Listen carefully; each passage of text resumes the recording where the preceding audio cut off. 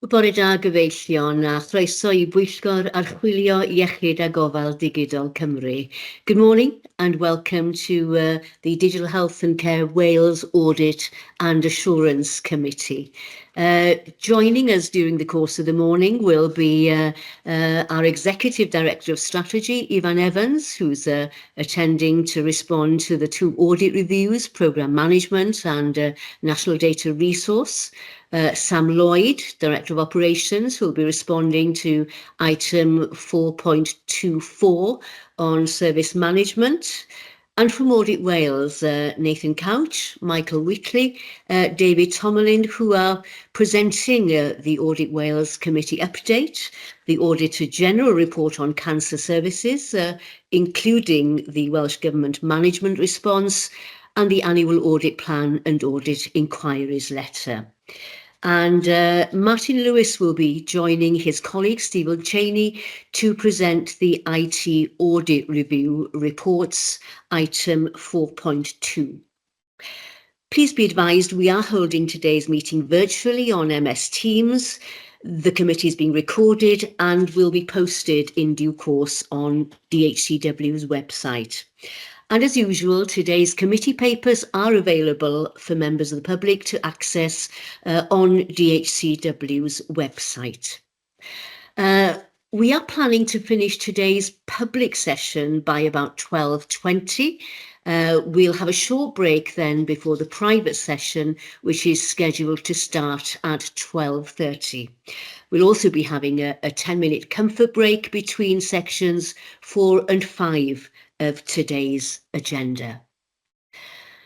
So, thank you. Let's go on to apologies for absence. We have apologies from Alistair Class-Neil, the independent member, and Chris Morton, Deputy Director of Finance and Business Assurance. We'll turn now then to declarations of interest. Can I please check whether there are any new declarations to share in relation to any items on today's agenda? No, I can't see any, so thank you for that. And we'll move on to section 2 of today's agenda. And we are using the consent agenda this morning, and I'm assuming you've all read the papers under this section. So can I just check whether there are any issues that you would want to see moved from the consent agenda to the main agenda for discussion? No. In that case, then, I propose that we move I propose that committee members appear to be happy to approve and note all the items as requested under the consent agenda. And specifically, then, we are approving the minutes, item 2.1, from the committee meetings held on the 21st of January 2025, both public and private abridged minutes. We are noting the NHS Wales Shared Services Partnership Committee Assurance Report, item 2.2. We are noting the contents of the Forward Work Plan, item 2.3, including items scheduled to come to future committee meetings. We are noting the Standards of Behaviour Report, item 2.4, noting in particular the current compliance rate, which at the time of writing this report of 100% for staff banded 8A and above. And 38% for the rest of the organisation, which is pleasing progress to see. We are noting the Legislative Assurance Register for Assurance, and that's item 2.5, and we are noting the Welsh Language Report, item 2.6. We are noting the Estates, Decarbonisation and Compliance Report, item 2.7 for Assurance. And finally, we are noting the Quality and Regulatory Compliance Update Report, item 2.8. And I'll now move us on to the main agenda, which is section 3, and we'll open with the action log. And as you'll see there were 4 actions captured from the committee meeting held on January the 21st. which I'm pleased to note are all complete.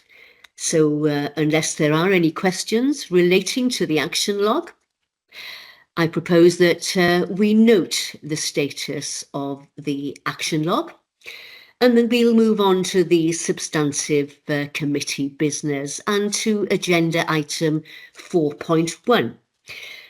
So it's my pleasure now to hand over to Stephen Cheney, Internal Audit from NHS Wales Shared Services Partnership, to introduce the Internal Audit Progress Report.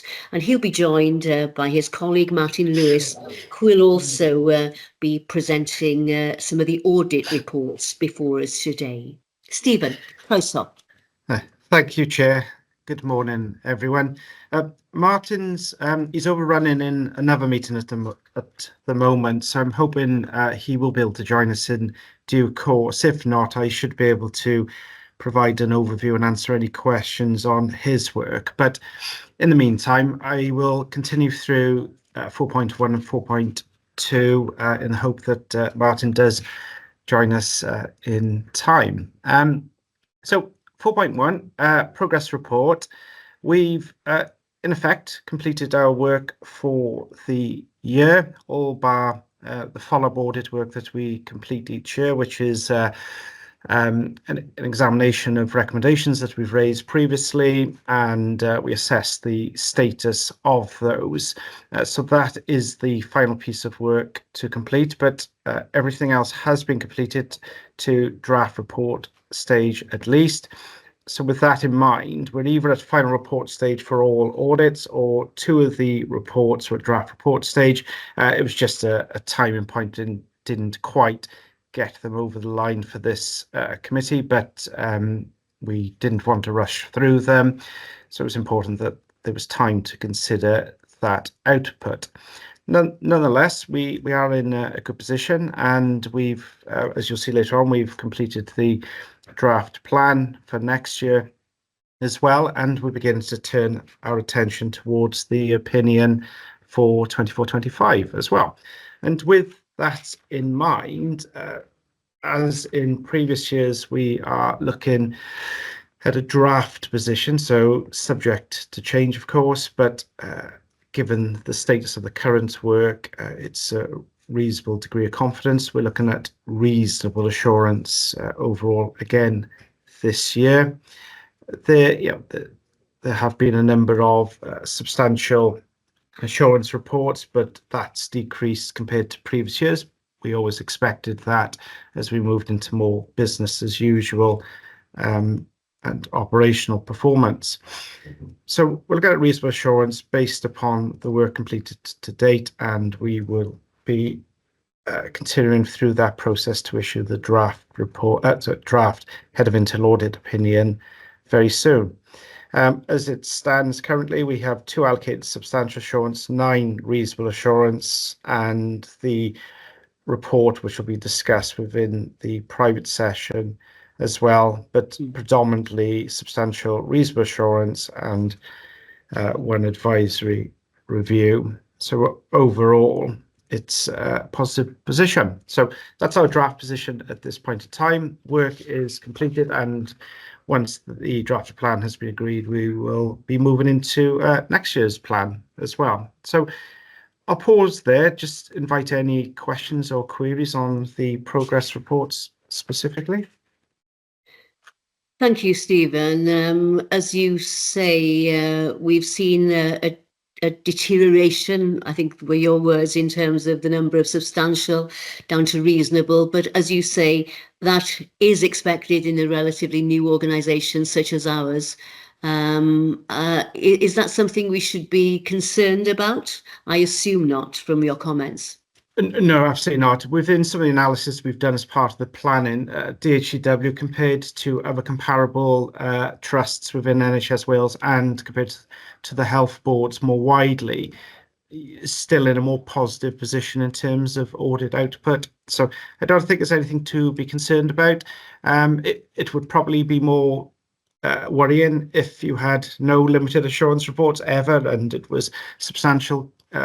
So I don't believe that at this stage there's anything to be overly concerned with, as we'll see later once we go into the plan for next year. Ruth. Thank you, Stephen. I got Ruth and then Claire. Thanks, Mariana. Thanks, Stephen. I love a good limited assurance report because it's an opportunity to put things right, isn't it, and learn about what you need to be doing. So, big fan of limited assurance, actually, because I think it shows that we can improve and we can work on stuff. My question is around the reasonable assurance in program management. And yes. it's a broader question as to how does that align with our current escalation status for major programs. And there were, I think, 3 medium recommendations in there. So that, not masses of more stuff that we could actually be doing in terms of how we manage our programs. So it's probably a bit of a broader conversation to the DHCW executive as well, Stephen. I just wonder how that aligns with our current status. Well, when I move on to program management in a bit of detail, I've got hopefully quite a comprehensive answer for that. But I think it's fair to say, with a number of the audits that we've completed within this tranche, we've seen a lot of external factors at play and impacting particularly on DHCW's ability to deliver. The national data resource is probably a good example of that as well. We've got another audit at draft report stage in exactly a similar position as well. So I think it's fair to say DHCW been impacted by the financial environment more broadly across NHS Wales, difficulties with delivery, particularly with other stakeholders, health boards, and the challenges they face. It has a knock-on impact as well. So we are certainly seeing and raising points more around there's a risk here, it needs to be dealt with, but we recognise that you may not be, it's not fully within your remit or your responsibility to be able to do that. So we're seeing a bit of these sort of blended hybrid type recommendations or findings coming out as well. And again, we expect to encounter that. We raise very similar types of recommendations across our other clients within NHS Wales, particularly when regional partnership or working's taking place. So there is a complexity to it, and we are beginning to see that much more now as well. So. Thank you, Stephen, for that response. And I'll now turn to Claire, our Executive Director of Finance. Claire. Diolch, Marian. And thank you, Stephen, and thank you for all the hard work this year. As you can see, we've munched through quite a number of key themes and key activities. 2 points. Going back to the point that Ruth raised, actually, I think the results of the recent audit around programme management demonstrates there is no fault with our process. There are some moderate and some minor things that we can pick up around learning and recording, but actually the process that Evan has led has actually demonstrated a transparent, open process around delivering our programme. So I welcome that outcome. I think it gives the board assurance that we are delivering programmes, and the process we've designed to deliver that satisfies internal audit. The second point, I think, going back to Ruth's point about the recent escalation and reflecting on that, actually it was predominantly around delivery, but it was also around the commercial aspects of our programmes. And on reflection, and we'll pick that up later, maybe that might be an area that we might want to pick up and audit in the forthcoming year to reflect and give assurance again around that particular aspect. The point I wanted to make actually was around timings, because we've had quite a fluttering towards the back end of the year, and we've kept Stephen quite busy, I know, at completing these. So I think, again, when we look at the plan for next year, it's really about how do we stagger these more around the year so that it creates a more even balance for both your team, Stephen, and also from the DHCW team. And I know that a KPI that they use in shared services to make sure we return our actions and they're completed in a timely manner, I think that's also an area that we do perform well on, but it's one that the audit committee should be cited on so that we do maintain that balance. So I think some really good insights there. I think the report, and we'll see it in a minute, around the programme management actually gives the board assurance that our processes are right and on track. But it also, I think, following the recent escalation, maybe may want the audit committee to reflect as to, is there anything that we might want to include in the forthcoming year, given the escalation commentary. So thank you, Stephen, and let's try and get them more equally around next year, so that takes the pressure off some of your team. Thank you. Diolch, Claire, and I think that's a really good point in terms of the escalation, and as you've heard, the plan is in draft form, so there is still time for us to reflect a bit more deeply on the contents of that plan before finalising and taking it forward into this new year. Can I echo Claire's thanks to you, Stephen? And the committee is being asked to note the internal audit progress report, which I'm sure we are pleased to do. So we've highlighted the programme management audits. So I'm going to take us now formally then to agenda item 4.2, and the first of the internal audit review reports, which is the one on programme management. Stephen, and I'm sure Ivan, our Executive Director of Strategy, will want to respond in due course as well. Diolch, Stephen. Thank you. Thank you, Chair. So programme management, yes, a couple of, I guess, more unusual points to flag up on this one. First off, it was an audit over the Portfolio Management Office, the methodology in place, the processes that are being used. So, you know, we examined that element of it, and overall, it was positive. You know, we found the methodology in place, the approach, the process, the structure of the team to be good, actually, with that in mind. Indeed, the auditors involved complete similar work across the whole of Wales, and it was certainly one of the better setups that they had seen. So it does come with a caveat, as I said, that it wasn't over delivery of a particular programme or project in this instance, but it was more around that methodology, and as I said, we were very happy with that. We did raise a number of recommendations, you know, particularly around change control process, you know, capturing reasons for changes or the movement of timeframes, and also a recommendation around the reporting to streamline it and make it more efficient overall. But generally speaking, we acknowledge that there has been an escalation, you know, to level 3, but in spite of that, we did take that into account with the overall conclusion. We recognised that position, but we still found that with the work we completed within the scope of the work, that we were happy with the outcome, and that's why it's reasonable assurance and 3 medium priority recommendations. So it's probably nothing further to say on that, really, but welcome any questions nonetheless.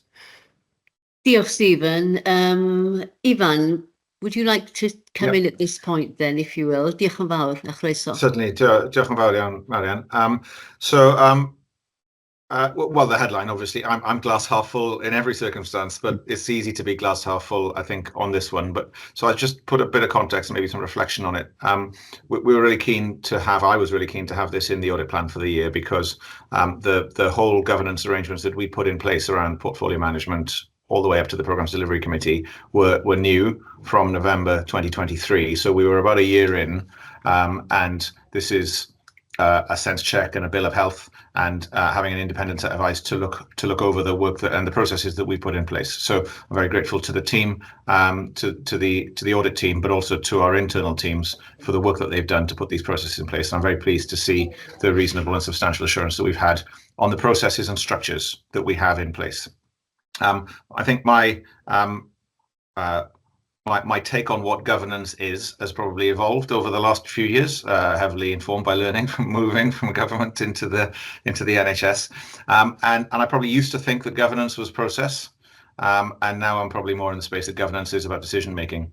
Process is the hygiene factor. You've got to have a process, a structure, an auditable trail of how decisions are made. But if you're not making decisions through that process, then you haven't got a solid governance. And governance is about, for me at the moment anyway, it's about how decisions are made and how decisions are then delivered.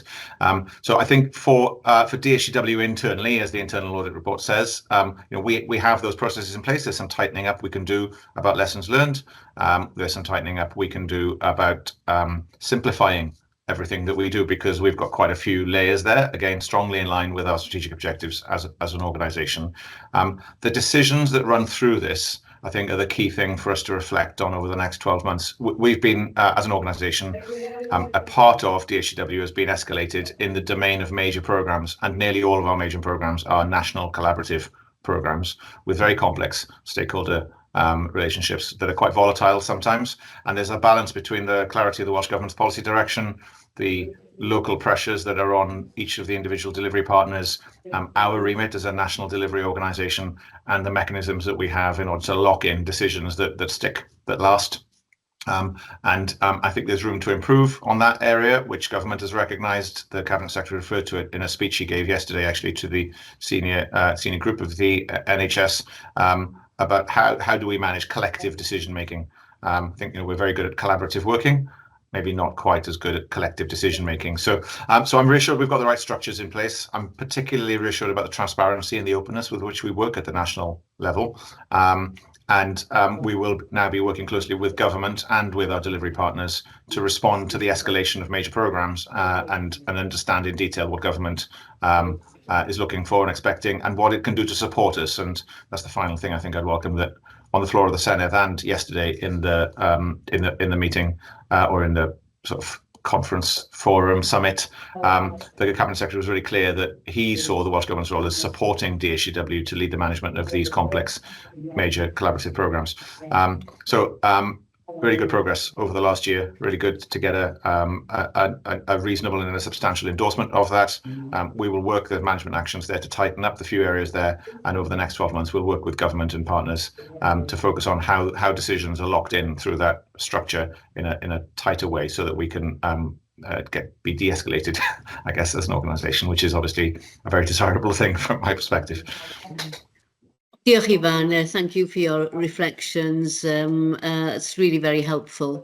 I can see Ruth's hand up. So, Ruth, would you like to come in? Thanks. Yeah, it's just, it strikes me after what Ifan said there, which is really helpful. And I'm thinking this as I'm saying it, so if it's incoherent, let's try again. But there's something in here about how we then use the programme delivery committee and what learning that gives us for the PDC in terms of that kind of wider partnership working and decision making that we need to do, because I think the PDC so far has been really helpful at delivering that level of transparency. But as we move forward, what is it that we can do differently at PDC to deliver on some of these things which we know are the sticky problems, and why we've been escalated. So I think there's something there that we need to, in our next PDC development session, probably we need to have a conversation about what does this mean for how we look at things at the PDC going forwards, because if we're confident in the process, what do we then need to be using PDC for in terms of support and challenge, and have we got the membership right, and all of that kind of stuff? Maybe that makes sense, maybe that doesn't, but it feels like there's something here about the role of the PDC and how we might use that over the next period as we work our way out of escalation. Thank you, Ruth. That's an interesting and fair challenge, I think. You referenced the PDC development session we've got coming up next month. So perhaps, Chris, that's something we could consider as part of that development day. I think it's certainly worth carving out some time maybe to reflect on that as we go forward. Ifan, ti eisiau dod yn ôl? Would you like to please, on that Oscar, point? Yes, so I think it's a really good point, because it's an evolving environment. The escalation clearly changes the situation that we have. We've put the development day into the diary as soon as we heard about the escalation. Programmes Delivery Committee clearly is going to be our main board level governance oversight of how we respond to the escalation.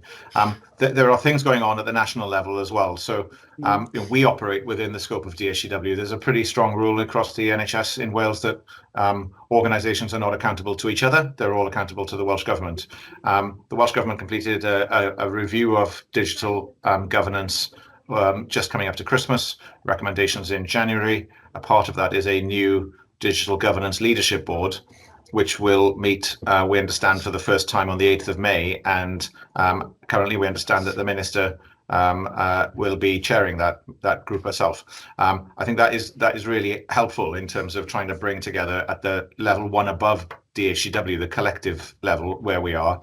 One of the things that I think we need to look at quite carefully is to try to ensure there isn't a duplication of activity, role and attempted decision making between our Programmes Delivery Committee, which oversees most of the major programmes, and the DDAT Leadership Board, chaired by the Minister, that will oversee all digital programmes in DHW and in local organisations, regardless of their funding. So we definitely don't want a sort of a dual decision-making structure there. That isn't going to help. But as I say, it's evolving quickly, and we really welcome the attention from government and from ministers and their personal participation in this. On the same day, there's a digital summit as well. So there is a lot which is evolving rapidly. But we have our internal processes in place, which is good, because that's one thing crossed off the list, and then we can focus on the other things that happen around and above us with our partners, including Welsh Government. Diolch, Ivan. I'm going to draw this discussion to a close then, noting that the programme management audit has an overall reasonable assurance, which from all we've heard is a very pleasing position to be in. Diolch yn fawr. Stephen, can you take us through the rest of the audits then, if you will, please? Of course, thank you. So the next one is performance framework. May recall we had an audit on last year's plan over data quality, and this ties in with a theme of the quality of information and data and the governance around that. So quite a broad theme, but it's typically an area that we find weaknesses within. So last year we had included data quality. We were unable to complete the full work because of the way that information was retained. So we've come back and revisited the area this year and gone into more detail. And overall, it's very positive. We saw the evidence that we hoped to see this time and expected to see. We were comfortable with what we with what we saw overall. The only exception was in relation to the operational performance service desk. We had difficulty validating some of the values within the slides, tables and charts, within the months that we sampled. It was very difficult to review the evidence, as in it just couldn't be generated at the time of the audit or replicated or repeated. So for that particular area, we were unable to validate those figures that were being reported. But for the remainder of the sample, and we looked at 4 areas in total that were reported as part of the integrated operational performance report, we were able to verify those, but for this 4th area, unfortunately, we were not able to. And just to give some detail of what that detail is, it's around the number of telephone calls, the service desk, call wait times, call hang-up times, so everything in relation to service desk performance. We struggled greatly to go through our sample and verify it, unfortunately. And that was the only reason, ultimately, why it was not substantial assurance. If that area was the same as the other elements of the sample examined, it would have been a very positive review overall. So with that in mind, we raised an exception and it was reasonable assurance as a result of that. But certainly the areas that were where processes were embedded and evidence was retained, it was very easy to re-perform those checks and have confidence that the information being reported was supported by appropriate data, just for the exception of that one. So there's probably nothing more to say on that overall, but very happy to take any questions. Thank you, Stephen. I think that's very clear. Claire, I wondered whether you would want to respond on the findings of that particular audit and from Stephen's comments. Yeah, obviously I'm a bit gutted I didn't get a substantial audit in my performance area, so I was a bit disappointed with that, but actually a great audit. And actually we have been doing an awful lot more around performance reporting now. Our IQPDs and our escalation has moved up to a monthly reporting. So I think collecting the data more frequently and reporting that in a way that reflects our performance is really important to us, obviously. In terms of the service enterprise area, so that's covers the service desk and service management. We are working alongside them. They are looking to implement a new service management tool, and that's part of our AMTP for next year, which will help in terms of our data capture and reporting. And alongside Dominica and the team, we are working with them. We've just been doing a piece of work specifically looking at operational performance with Sam Lloyd and our team to look at how we present those going forward. So as part of our performance framework, and hopefully in the first quarter of next year, you will see a much sharpened performance and operational performance dashboard. So we're working on that as we speak collectively, which will help again as well. So thank you, Stephen. We've taken on board your comments, and obviously we're working alongside service management to ensure that we report accurately the data and in a timely manner. Diolch, Claire. Thank you. It's pleasing to hear about those developments and progress, which will undoubtedly put us in a firmer place going forward. So thank you again. A reasonable assurance on the performance framework audit, which I'm sure the committee are pleased to note. Stephen, back to you then for the next audit on the National Data Resource Review. Thank you. Martin was hoping to join. I believe he's finished his meeting, so I'm not quite sure where he is, but I shall carry on in the interests of time anyway. So this was a review of the implementation of local data stores, reference demographics, medicines data, etc. So it was quite a broad assessment of that process.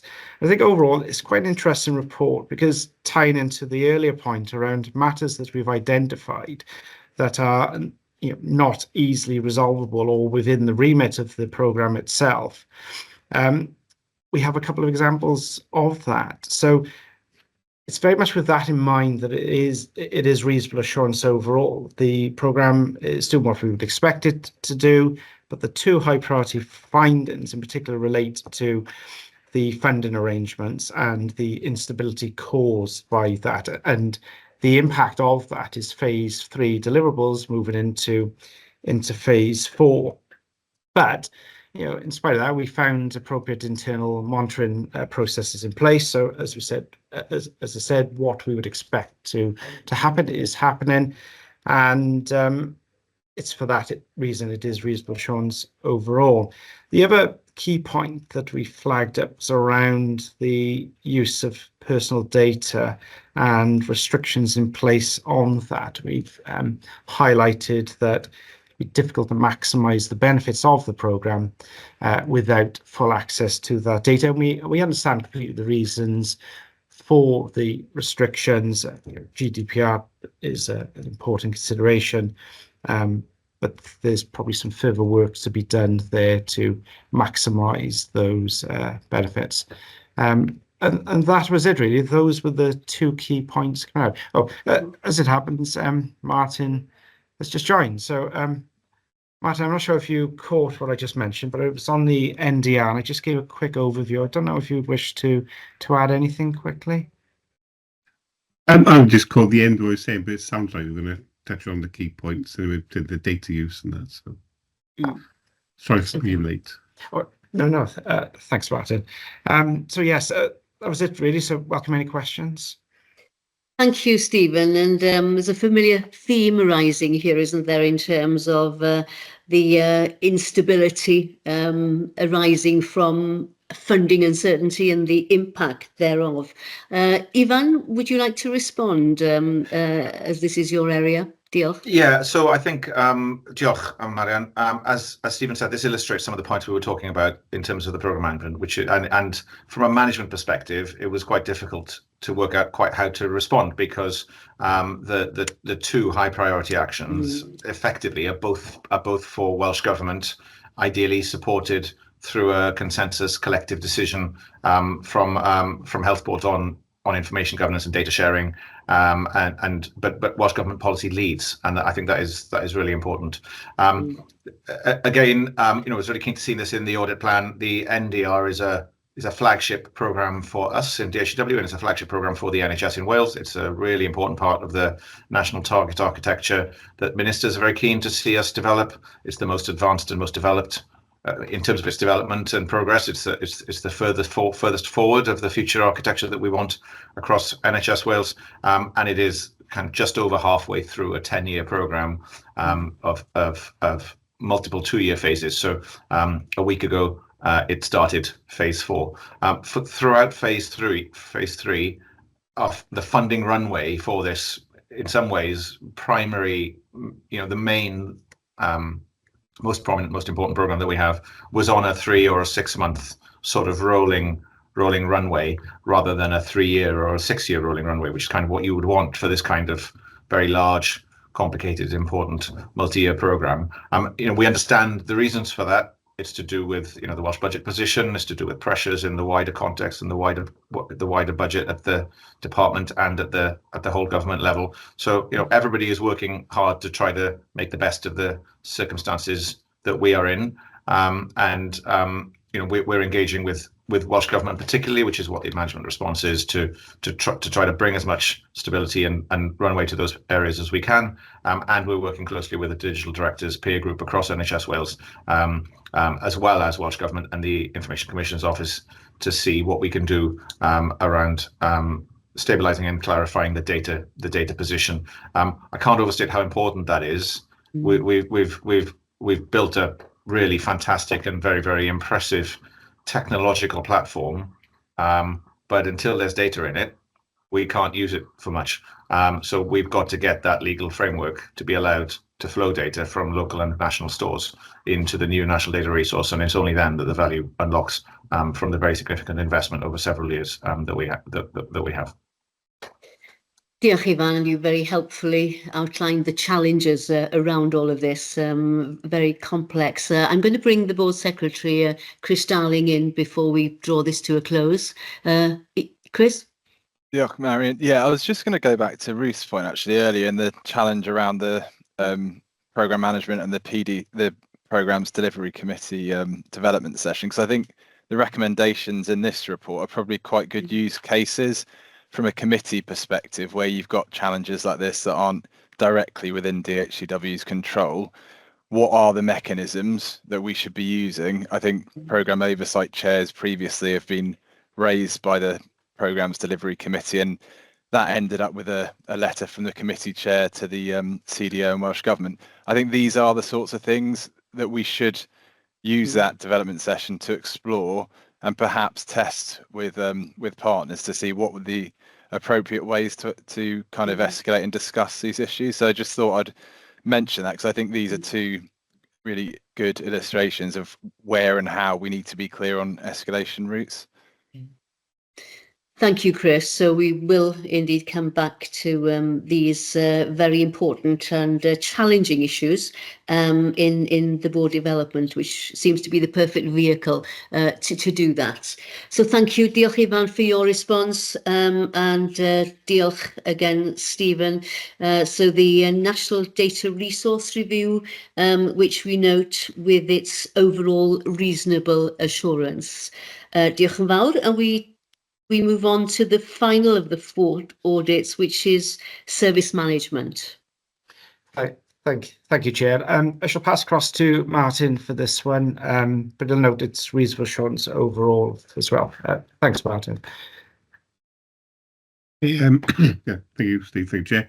Yeah, I can assume I'm going to take it as read if that's okay. So yeah, it is reasonable assurance. So for this one, we're looking at how SLAs are managed both internally within DHCW with your suppliers, and generally that is all fine. You've got good structures in place to monitor delivery of your services, regular meetings, etc.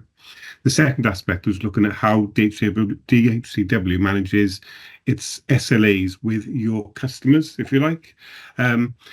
With that one, there are SLAs in place, but they don't always necessarily drill down into the detail of the services and match to quality of service delivery. They're very much focused on the service level management rather than operational provision. In a nutshell, I think that's probably because DHCW got more experience with service management and delivery of digital services than the health boards themselves. So there's a kind of a disparity there. In general, though, it is reasonable assurance, and some of the issues have been recognised, and there is work ongoing to building more quality metrics within your SLAs with your customers. I take it as read, but I'm happy to take any questions. Thank you, Martin. That's a very helpful introduction. We have Sam Lloyd here, who will be happy to respond to that audit on service management. Diolch.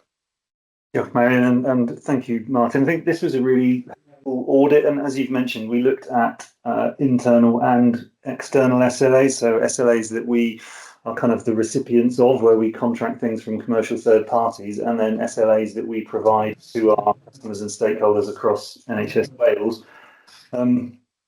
The latter part is the bit I'm going to focus on because that's where most of the findings were. So we do provide a range of SLAs. We're not really strictly working in a commercial or a competitive environment, but we're increasingly seeing elements of that coming in. I think we are in more of a world of challenge and uncertainty around some of these services than we perhaps used to be. There are lots of strategic decisions to be made as part of the transition to future architectures, and we are seeing health boards considering their own strategies around things like the electronic health record and the provisions of those services. And obviously the funding environment is constrained, so there is a lot of requirement for us to demonstrate value for the services that we provide. So we do recognise this, and I think actually the limited assurance that we received around the specific aspect of the provision of appropriate SLAs is really helpful because it validates the work that we're doing through the target operating model. And one of the key drivers behind that is aligning our organisational structures and ways of working and processes around the product lines and product and service families that we do provide. So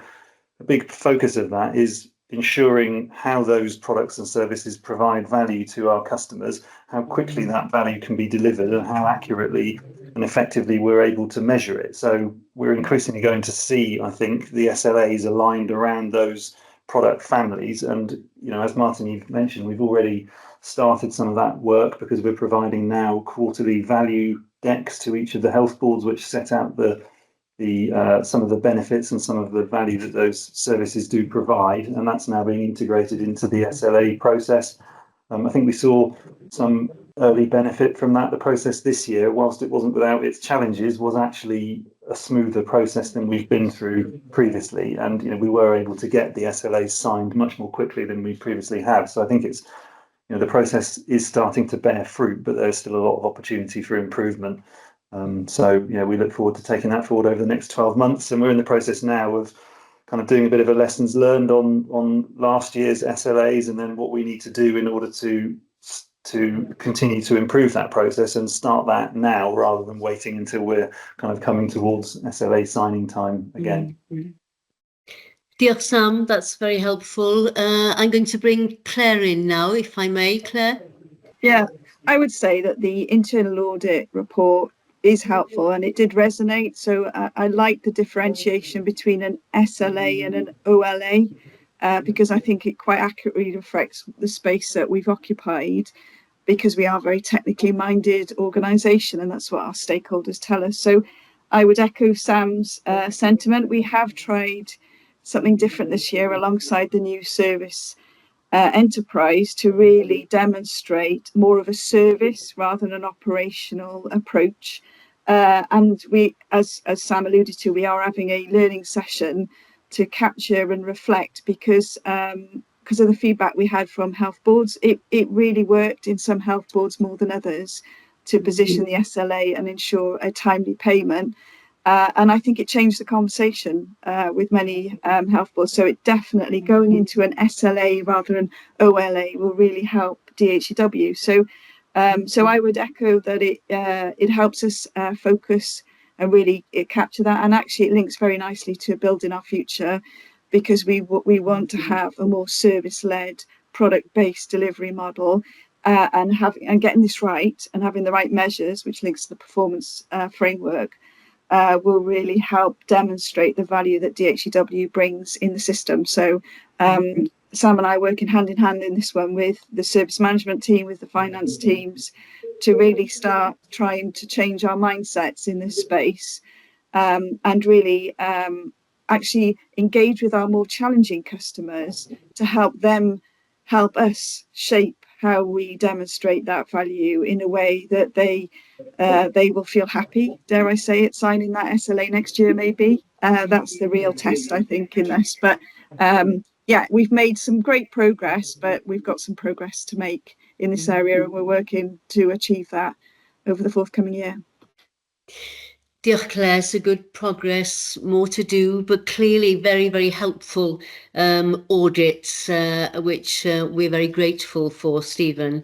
I can't see any other hands up, so I will draw this part of the discussion to a close, noting the 4 reports we've received this morning for assurance, and thank you again for all your hard work in delivering these, and for management responses as well, which gives this committee assurance that any lessons that should be learned are being learned and actions taken forward. Diolch yn fawr. So let's move on to the internal audit plan for 25-26. We've referenced it earlier in our conversations this morning, but now I will formally invite Stephen to present the internal audit plan for the new financial year, which is on the agenda for noting at this stage. Stephen. Thank you. Thank you, Chair. So, yes, this is our plan for next year. If we had more time, we would do a lot more work, because I do feel that we can add value in a number of areas. But as it is, we try to ensure coverage across a number of areas and domains, so financial, operational, workforce, etc. But when we sort of start developing the plan, we take into account a number of higher risk areas.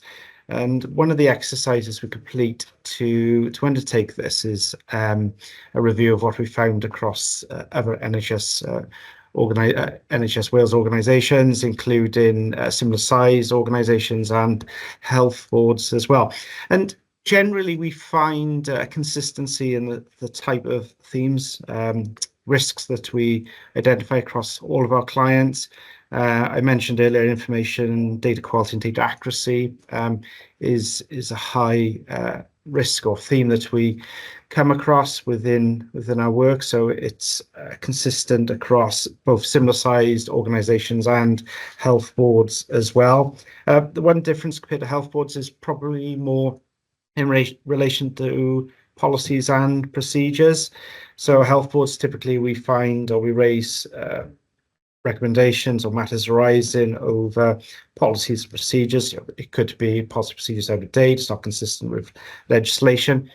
We don't typically raise that or find that to be a particular concern for DHEW, and some of that is from the creation of DHEW. It was set up and over recent years, and a lot of effort has been put into that process. So it's more around the structures in place, which is why we've seen substantial assurance so so much within recent years. 22-23, 36% of reports were substantial, 20% this year.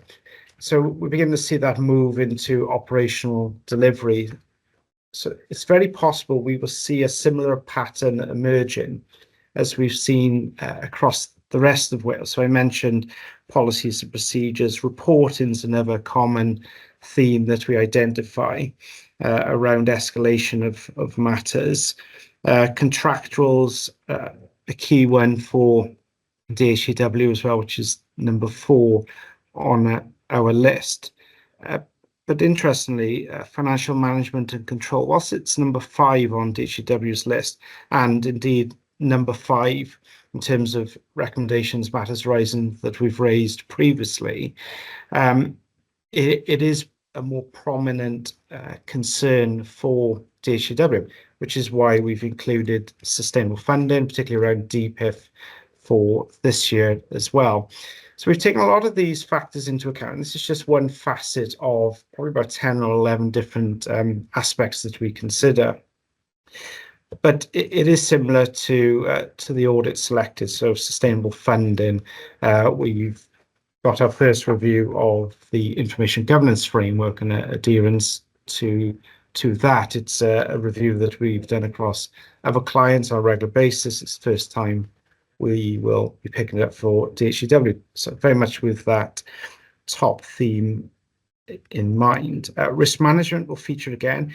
Whilst I've marked it as a rotational audit, it's actually a key piece of work that we do across all of our clients because it underpins a lot of these aspects, themes, matters rising that we've come across previously, and the management of those from an operational to board level. So for that reason, it's been included again this year. Staff culture and well-being, it's been picked up. This has been included off the back of the staff survey that took place last year, but more as an appropriate point in time to, I guess, test the environment with staff more widely and how concerns are being raised and addressed, if there are indeed any. And another one alongside that, which is worth mentioning, is the recruitment process, which we will pick up later on. That features within the plan this year as well for a number of different reasons. So that one's included. And program management, we've included it as a generic heading, very much in our mind, or the back of our mind is, we can either pick up a specific piece of work or we can look at some of these challenges that are being faced that we're beginning to see more often within our audit work. So there's certainly scope to mould or refine the actual audit terms of reference for that review. And we have a number of IT audits as we do each year. The Martin's team will pick up. Cybersecurity is a key one, and this one in particular is one that we're replicating across the whole of Wales with our audit plans.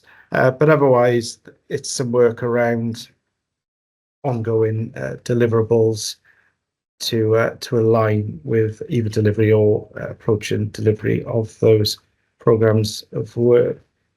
And I think that's it in terms of highlights that I would wish to pick out. But it's worth mentioning that the plan's never set in stone. It can change during the year. Very happy to consider emerging risks and indeed take on additional ad hoc work as well. There's no concern with that. One final point I did want to mention, though, picked up on Claire's earlier point around profiling of audit delivery. It is certainly a much more even allocation this year, 3 in Q1, 4 in Q2, and 3 in Q3 and 4 respectively.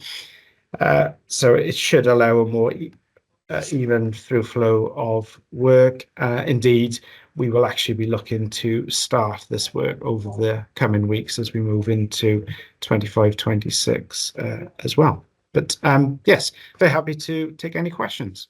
Thank you.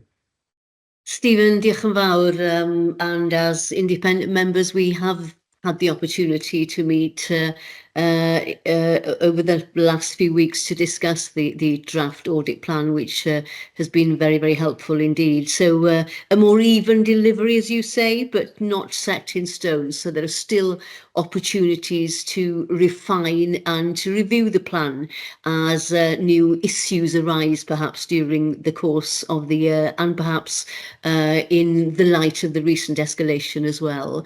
I've got a couple of hands up. I'll turn to Claire first of all, and then Chris.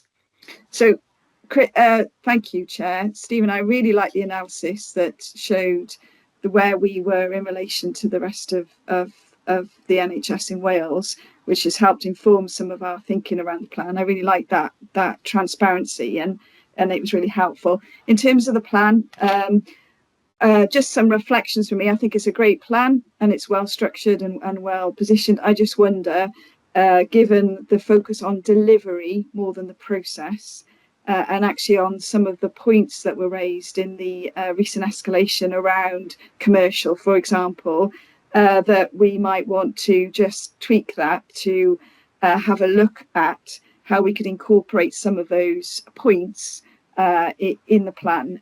So I wouldn't mind following that and following the recent remit letter, that we can just do a bit of a cross check to make sure that we incorporate any of the observations into potentially some of the audit activity next year. But in general, I think it's a good plan and support it. Thank you, Chair. Thank you, Claire. I think that's a really constructive comment, and let's take that as an action, shall we, to review and consider your points in the light of both escalation and the remit letter. Chris. Diolch, Marion. I just wanted to say thanks to Stephen and the team for the due diligence in preparing the plan. I know they've spoken to a lot of people, independent members, execs and others, in putting this together and considered our risk profile position. I think the built-in contingency will be critical again this year, particularly with escalation. And we've used it this year again, haven't we, for the audit that we've got in private session later. So I think that's helpful that that's included. The programme management review, I welcome that as a generic point. I think, again, with escalation, that will be helpful to have and know that's there, and noting the 4 reviews that will provide assurance to the wider system. And then the last one I just wanted to make was around context. So since the 2023-24 financial year, I think the number of limiteds across the system went up significantly compared to the previous year, and that's remained the same into this financial year. And as an organisation, we work within that system, don't we? So those pressures and the limited assurance, whether it's relating to workforce pressures, financial constraints, operational pressures, they are things for us to be aware of. We've not been in that trend. Our trend is downward, but it's still above the benchmark position, but different organisations, so you can't take too much in that. But I think it is worth just noting that context, because I think it has been a challenging position for the system over the last 2 years. Thank you, Chris. And can I just echo Chris's comments? It's an excellent plan, and we're very grateful for the energy and the hard work you've put into producing something which will greatly add value to DHCW going forward, Stephen. Thank you very much for that. I'm going to draw that discussion to a close then, noting the internal audit plan for 25-26, and we will take action to review in the light of the discussion we've had today. Diolch yn fawr. Let's move on then to 4.4 on today's agenda, and it's my pleasure now to invite Nathan Couch, who's Head of Audit Wales Performance, and he's joined this morning by Mike Whiteley and David Tomlin, presenting the Audit Wales Committee update report, along with a suite of reports that's before this committee this morning then. Nathan, croeso. Thank you, Chair. Good morning, everyone. So I'll take the update and I'll introduce the detailed audit plan. And I've also got Verity from our studies team in to present the report on cancer services, which and I'll bring Verity in after I've done the update, if that's okay. Okay, so take the update first then. So the progress report provides the Audit and Assurance Committee with an update on our current and planned accounts and performance audit work at DHCW. It also provides additional information on the relevant examinations and studies published by the Auditor General and relevant corporate documents published by Audit Wales. Starting with the accounts audit update then, so our planning for the 24-25 financial statements is underway, with detailed testing of the draft financial statements to commence in May 2025. In terms of performance audit update, our draft report arising from the review of stakeholder engagement arrangements was literally issued 2 minutes ago. So that'll be hitting the inboxes now. Part 1 of our review of digital transformation is due to commence imminently, and we're hoping to issue the project brief for that and get the setup meetings in the diary for as soon as possible. Part 2 of the digital transformation review, focusing on DHCW system leadership role, will follow later in the year with an indicative timescale of October. Our core structured assessment work and deep dive on estates will then commence in the summer.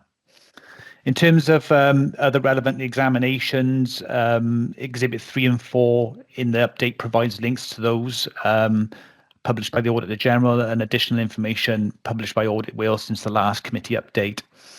And as I've said, we've got Verity from the studies team in to give a high-level review of the cancer services report we recently issued. So if I hand over to Verity then now, and who will present the cancer services report. Thank you. Yes, Thanks, Nathan.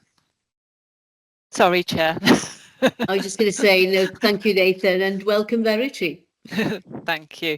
I was going to take the reports as read. Actually, I'm aware that you've got a lot on the agenda, but Nathan asked me just to give you a bit of background context and to talk about what's happened since the report was published, and then also just to pick out a couple of points that are relevant to this committee. So the Auditor General had wanted to do something on cancer services for quite some time, and when we actually started scoping the work, it could have covered absolutely anything. But the more we did, we started to realise that there were some common system-wide barriers to timeliness of diagnosis and treatment. So we decided that this particular piece of work was going to focus on the national strategic approach and leadership. So that's largely the Welsh Government and also the NHS Executive as a function of the Welsh Government and the Wales Cancer Network, which is part of the NHS Executive. There are a couple of recommendations which I'll come to in a minute, which do reference DHCW, but I just wanted to stress that it wasn't a review of DHCW or of any aspects of your approach. We're planning to do another piece of work which is looking at some aspect of cancer services at each of the health boards, which will be towards the end of 2025. And we will share a brief with you to let you know what that's going to cover, but at the moment we haven't finalised that. So we published the report in January. The report itself got a lot of media attention because it was fairly negative in terms of the view of national leadership. The first part focuses on data analysis, and the second part is our kind of evaluation of the Welsh Government's strategic approach to cancer services. So some of the key points on that, a lot of it centred around the cancer improvement plan and the fact that the status of the plan itself is not clear. It's not clear which actions in the plan are relevant and which ones are going to be delivered and how that's going to be monitored and how transparent that process is to the public. And it's not clear how it fits into the Welsh Government's broader strategic approach. There's also a lack of clarity in terms of who is responsible and accountable, particularly between the NHS Executive and the Welsh Government in terms of system-wide improvement. We also found weaknesses in national decision-making and leadership arrangements. There were a couple of specific examples in the report where where decision-making has been particularly slow. And a general consensus that the NHS Executive is not yet providing the strong leadership to drive improvement. So the bits that are most relevant to DHCW were towards the end of the report from page 57 onwards. And there were 2 points that we made there, which is that the strategic approach is undermined by gaps in data and fragmented digital services. So in terms of data, we've got quite a long list of gaps in the published data. There's different data that's held at a management level by health boards, but in terms of the published data that can be used for scrutiny and by the third sector, etc., there's a lot of gaps. So we've got a recommendation number 9 and recommendation 10, which asked the Welsh Government to work with DHCW to develop a plan to improve data on cancer services. We also found that there were real problems with compliance with the Welsh Government's data standards by health boards, and the weakness in that kind of raw data excuse me, is affecting the cancer registry and the quality of data that is available. We had an example in there of data on the ethnicity of cancer patients, and over 80% of the records hadn't been completed at all by health boards. We made a recommendation, recommendation 8, that the Welsh Government clarifies who's actually responsible for holding health boards to account for compliance against data standards, because it just isn't clear. And from what we see, this is quite a long-standing issue. It was widely recognised by health boards themselves across the piece. We also noted, even though this review, sorry, my elbow just muted myself. Although this wasn't a review of data quality at DHCW, in asking for various data to help us with the review, we did actually uncover some inaccuracies in data that DHCW has published, and those have since been corrected. In terms of the digital fragmentation, a lot of this centred around the slow progress in implementing the first phase of the cancer information system. But we also recognise barriers that DHCW faces in terms of health boards' decisions to adapt the systems that DHCW is providing, or actually going their own way and developing their own systems. The result is that the digital systems are still fragmented, and they are creating potential risks for patient safety, where people might disappear through the gaps between different systems, and they're frustrating for the people who are using them. So since we published in January, the Welsh Government provided its formal response to our report in March. It accepted 8 of the recommendations. To be completely honest, we're not quite sure whether it's accepted recommendation 4 about prevention, because it hasn't specified in its response. The recommendation on improving the availability of data, it's accepted, but with caveats that it might not be possible to provide some of that data, but it hasn't specified at this stage which data it might or might not be able to provide. So the Senate's Public Accounts and Public Administration Committee has decided to do an inquiry to understand more about the issues in our report. It's held the first evidence session on the 25th of March, where it invited evidence from the Wales Cancer Alliance, which is a kind of umbrella organisation of third sector organisations. And it's going to hold a second session, which is the kind of holding to account session, on the 1st of May with the Welsh Government and the NHS Executive. And if for anyone who's interested, you can watch that live on Senedd TV, or you can watch it back. So that was it from me. I'm happy to take any questions. Thank you, Verity. That was a very clear summary of the key findings, and specifically you highlighted the recommendations which apply to DHCW. Chris Darling, I'm going to turn to Chris now to respond. Thank you. Doc, Marion. Yeah, it was a really helpful report, and thank you, Verity, for taking us through a couple of reflections. One around the national leadership. I think the Ivan mentioned the DDAD, the Data, Digital and Technology Governance Review that took place in Welsh Government last year and published at the start of this year, and we're going to talk about that in the closed session. But one of the recommendations, or one of the purposes for that review was to try and get greater clarity on national, local, regional, etc. So I think the report picking up on that is helpful and kind of illustrates where some of the challenges are. And I guess over the last 2 years, the NHS executive has been established and, is another bit of machinery in the mix. So again, clarity on roles, responsibilities being key.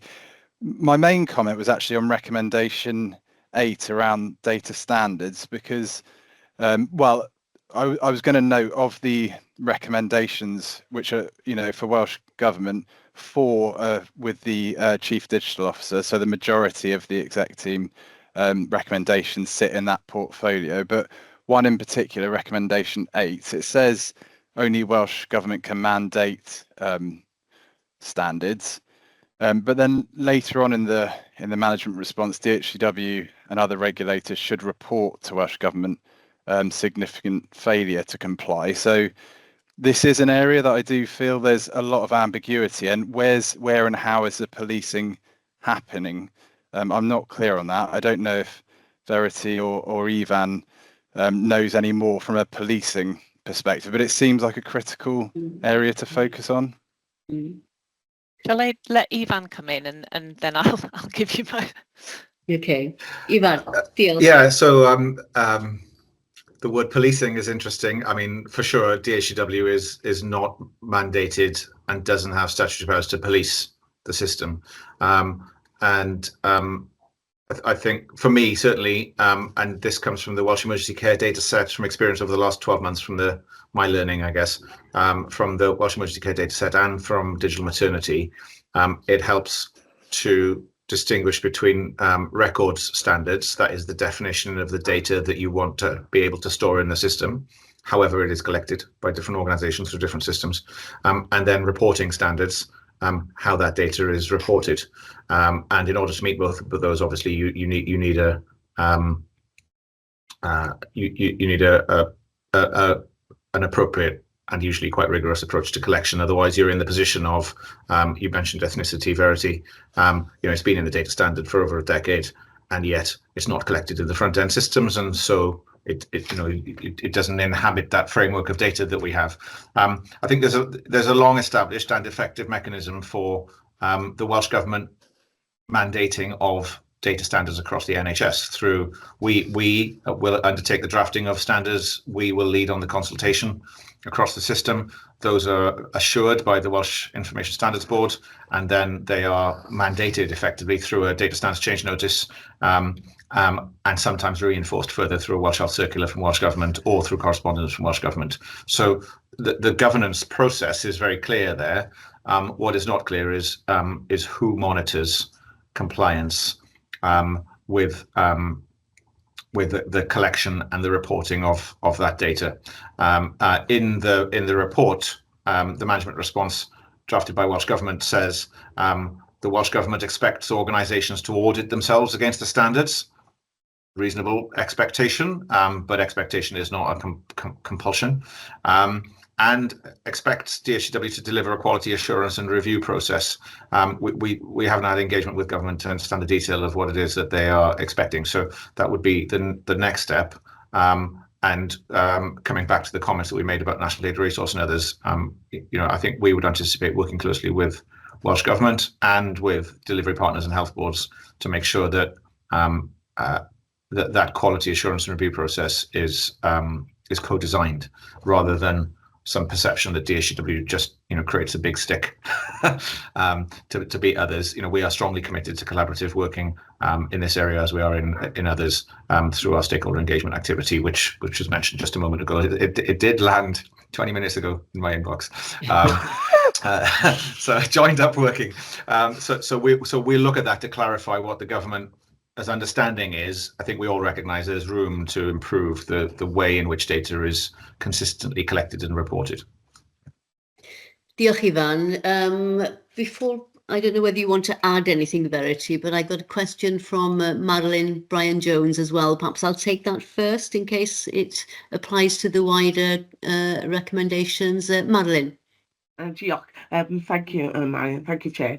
I just wanted to bring in what Ivan said about monitoring, to say that we've had that monitoring piece in around ethnicity for some time, but yet still it's a very low take-up of people completing it. And I just want to really bring it back to the whole reason we've got digital is because we want to improve clinical safety and effectiveness.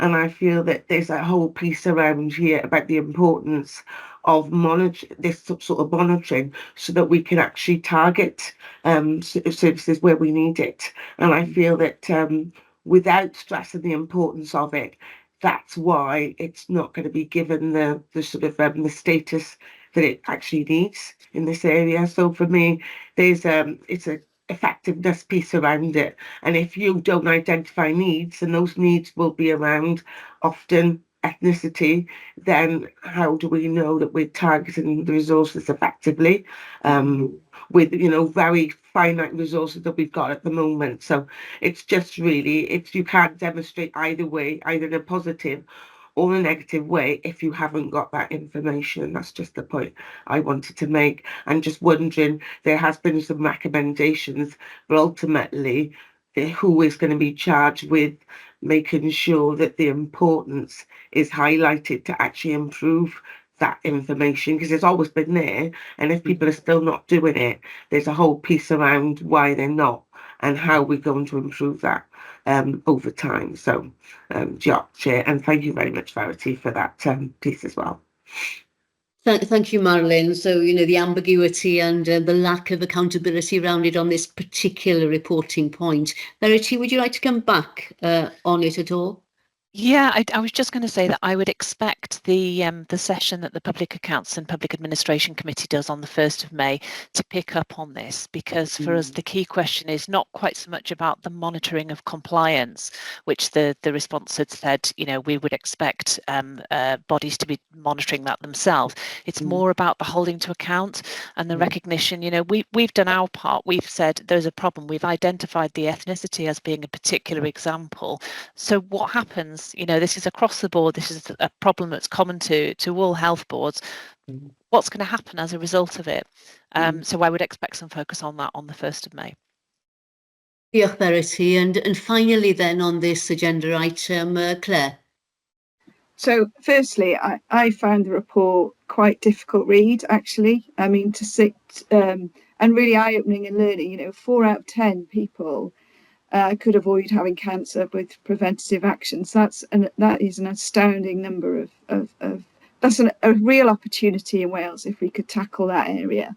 So I thought that was really good. And also the way it uses data to show performance across the pathway from diagnostic to first treatment, etc., and how that variation across Wales exists against the different types of cancer. So I think as DHCW, it reinforces the importance of getting accurate data that we surface and inform the population of Wales as to where the opportunities are for themselves to prevent cancer, but also where the improvement and focus and funding should be, where there's variation across Wales, particularly the social impact of that and the importance for the population that we tackle that and we get that right. So from a DHCW perspective, I think it shows the impact of having good data and being able to surface that data, inform decision making across the health service, and we should continue to do that and surface that. But I think it had for me a bit of it was a real eye-opener. And I think it's really important of these sort of reports from Welsh Audit Office that informs us as population in Wales to see what we could do to prevent that happening in the first place. So really valuable, but I think there's learnings across the system. So I will be dialing into that Public Accounts Committee to see how we act on that as a system and how we as DHW support it. Yeah. Diolch, Claire. Some really valid points you've raised there and reflecting the importance of bringing such a challenging report to this committee. Ivan, finally, y gair ola I chi. Diolch yn fawr iawn. Diolch. I don't know, maybe a cautionary comment. So that I think ethnicity is a really good example to draw out in terms of the need for it and the clinical relevance of ethnicity data. And when we engage with clinicians, they will say, I want comprehensive data. But at the same time, they will say, I've been trained to work with the data which is available and to make clinical decisions based on the information which is there.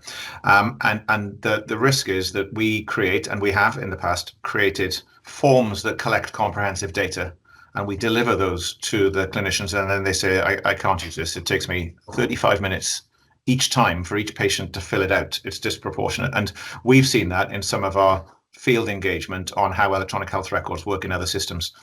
It's easy to design a digital system that collects everything, but it takes an awful long time to collect everything. So ethnicity, I think, is a really good example, because you only need to collect ethnicity once. So you shouldn't have to. It's really important then that you have streamlined, frictionless, easy to use forms that you do collect it once. You need to collect it once.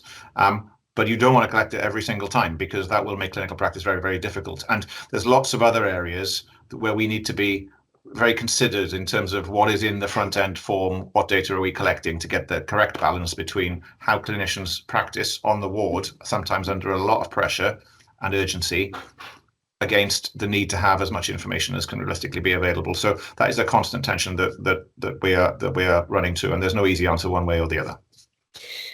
And thank you for that cautionary note to end this discussion. It's been a very valuable sort of reflection, I think, on what is an uncomfortable but important report with lessons for DHCW as well as health boards and Welsh governments. Nathan, I'm going to hand back to you now in terms of the last two agenda items within your suite of papers. Thank you very much, Chair. So I'll just introduce the detailed audit plan then, and I'll hand over to Mike and David in the financial audit team just to sort of explain their part of it in more detail. So the 2025 audit plan sets out the planned financial and performance audit work for the year. We developed the plan in a similar way to internal audit by following a structured and risk-based planning process. The plan sets out our approach to ensuring quality, the audit fee for the year, which details the average increase of 1.7% to our fee rates, and it also sets out the audit team as well. Essentially, I've already spoken about the performance audit work for the year through my update, so I'll just quickly hand over to Mike and David then at this point, who can talk about the planned financial audit work in some more detail. Thank you. Thank you, Nathan, and good morning, everybody. I'll take you through the financial statements parts of the plan. Appreciating we've got a lot on the agenda today, so I'll just take it as read and just tease out those kind of key points that I need to make members aware of. So in our page 6 of our report, we talk about the audit of the financial statements, and useful background there is that we do that audit to allow the Auditor General, as it says there, to give an opinion on the truth and fairness of the financial statements, whether they're properly prepared in accordance with accounting and legal requirements, to provide assurance over the regularity of the income and expenditure, and also to provide an opinion on whether the key elements of the accountability and performance report are properly prepared. And at the end of that process, we then lay those accounts before the Senedd. On the bottom of that page, I'm going on to page 7, we just talk about our materiality levels we've set for the audit.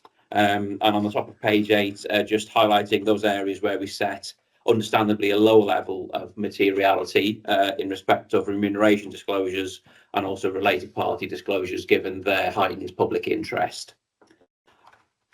Moving on to audit risks, we've got 2 significant financial statements risks, which I'll quickly talk you through. So the first one is the risk of management override controls. This is a prescribed significant risk under auditing standards that's present in all bodies. We can't do anything to rebut that presumption, because management override, by its nature, can override anything, any controls processes that the organisation has in place. And then kind of linked, but slightly different in a way, is the risk of fraud in expenditure recognition. So this is just an inherent risk that's present in bodies that have financial targets or resource limits or control totals to achieve, and that is an area where audited bodies could be seen to potentially manipulate around year end to get a desired financial position. So that's again something that's just inherent in all bodies. We don't have any specific concerns in regards to the HEW in those areas, and we've certainly not found any issues in our audits covering those areas in prior years.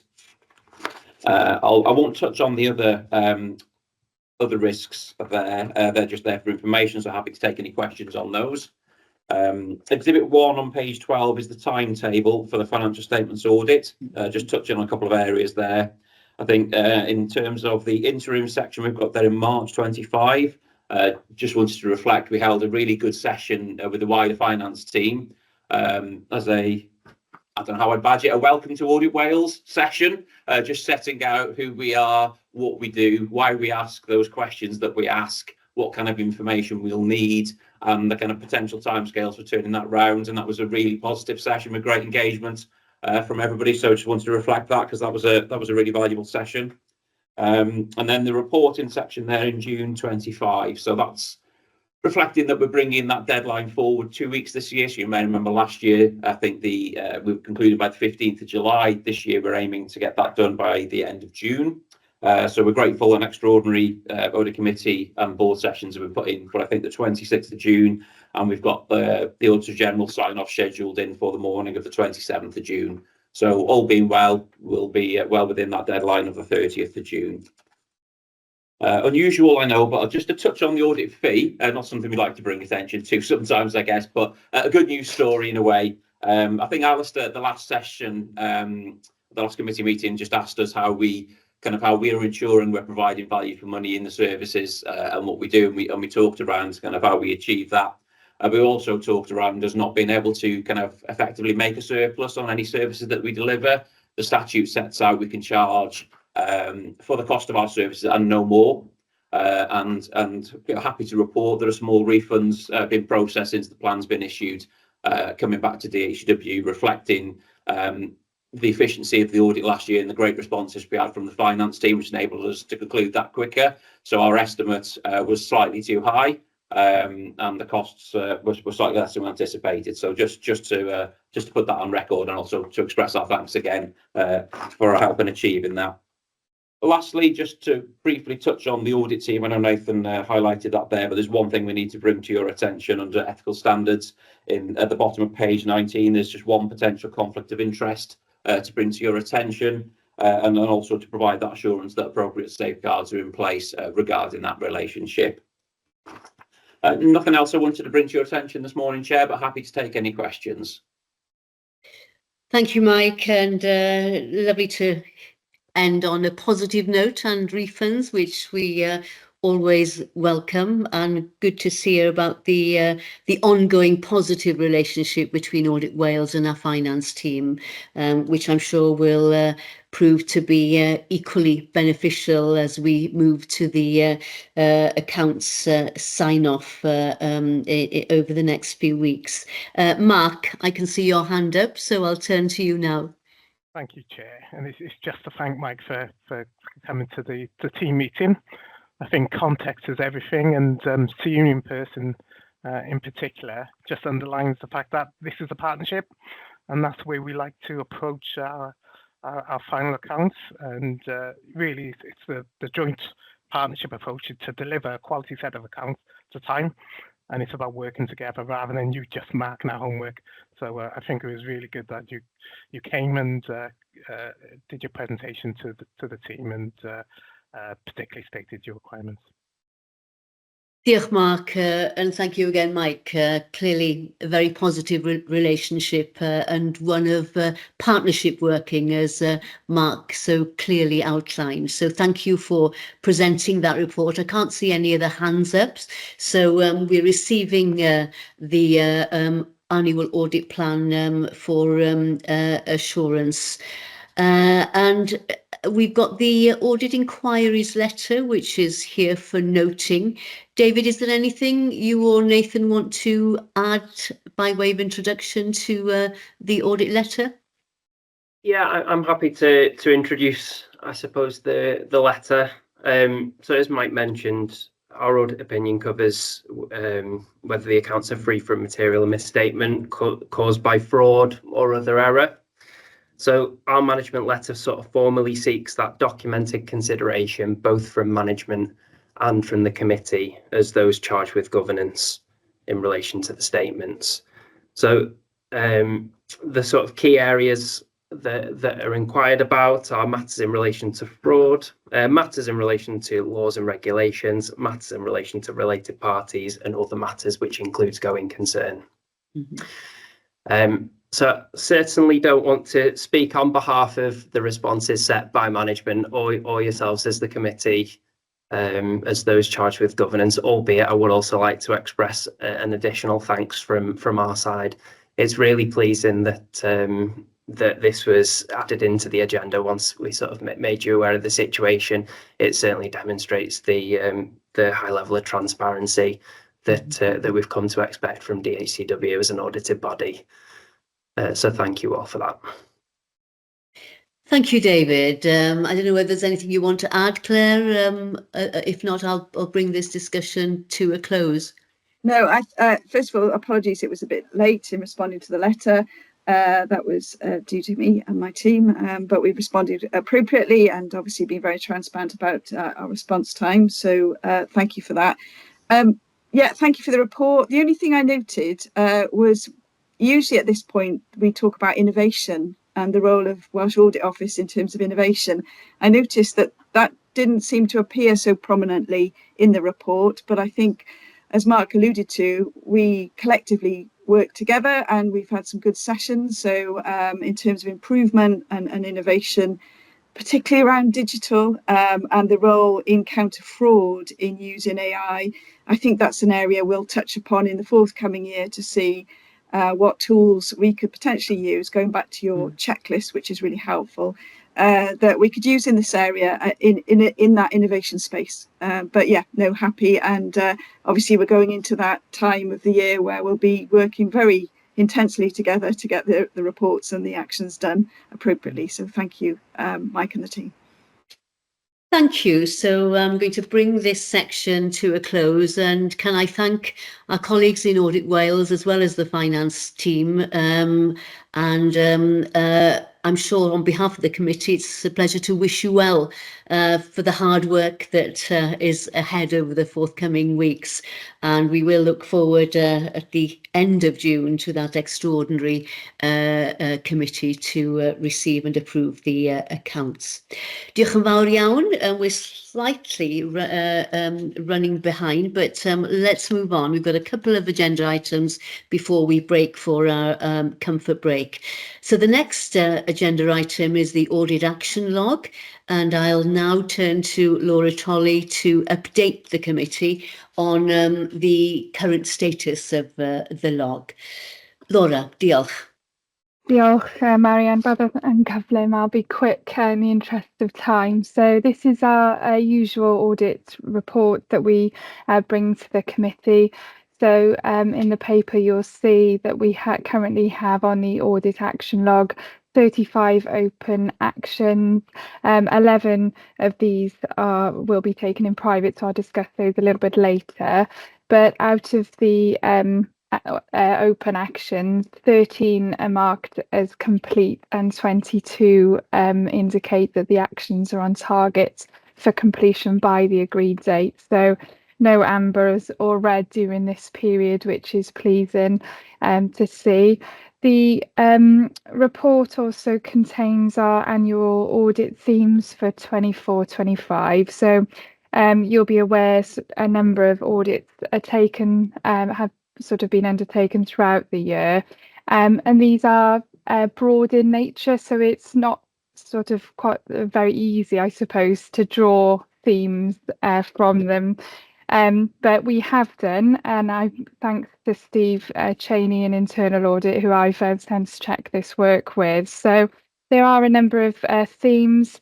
They are listed in 4.6 of the report. So we've identified there's a need for robust testing of disaster recovery and business continuity plans, a focus on staff resourcing and constraints, the need to enhance performance reporting for consistency and accuracy, enhancing management responses to audit actions and recommendations, and making sure that these are completed in the appropriate timescales.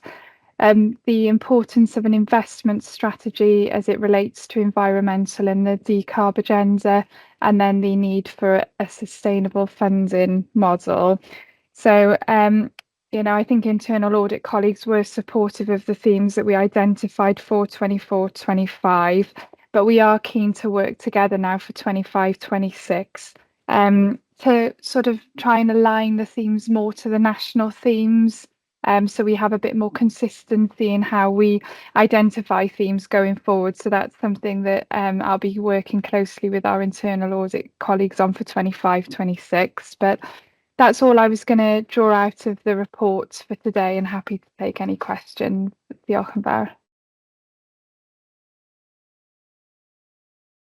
Oh, ti ar mute, Marianne. Apologies. Thank you, Laura. That's a really helpful introduction and highlighting some of those themes that are going to be important over the year ahead. Ruth. Diolch, Laura. I just wanted to say thank you for pulling the themes together to you and the team. I think it's just really helpful because it actually, I know if I don't think Sam is still on the call, but the disaster recovery and business continuity is something that we have mentioned more than once recently, and so it's supportive of the work that we've got in there. If we were ranking these, I would probably have actually listed them exactly the other way around, with the need for a sustainable funding model right at the top, just to make Claire happy. But I think if our next stage is to rank them, that would be my number one. So diolch yn fawr iawn. Well, that could lead into a lengthy conversation, which at this point I don't think we have the time to accommodate. But thank you for raising that challenge, Ruth. And thank you, Laura, for your report and a very helpful resume of the annual audit action themes, diolch yn fawr, which we're happy to note. Let's move on then to the local counter fraud update report, which is agenda item 4.6. And I'll now turn to Henry Bales, who's head of counter fraud for Cardiff and Vale, and clearly services DHCW as well. So over to you then, Henry, if I may. Diolch. Thank you, Chair. I'll be quick. Let's see, the update report first. It covers 1st of January until nearly the end of the quarter, 20th of March. I've tried to include links to a couple of publications that we've done in the team. You will have to be on the network or have the certain apps that you need on your phone to get to the right section to use them. But please let me know if you have any issues getting to them, and I can send them on again. So we're still part of all the corporate inductions when they happen, and we're creeping ever closer to 100% on e-learning. Up to just over 97% at the moment, so hopefully we'll get there, but I know it's difficult with people coming and going to ever get that 100%. There have been a couple of intelligence bulletins or fraud alerts that we've had come in to us.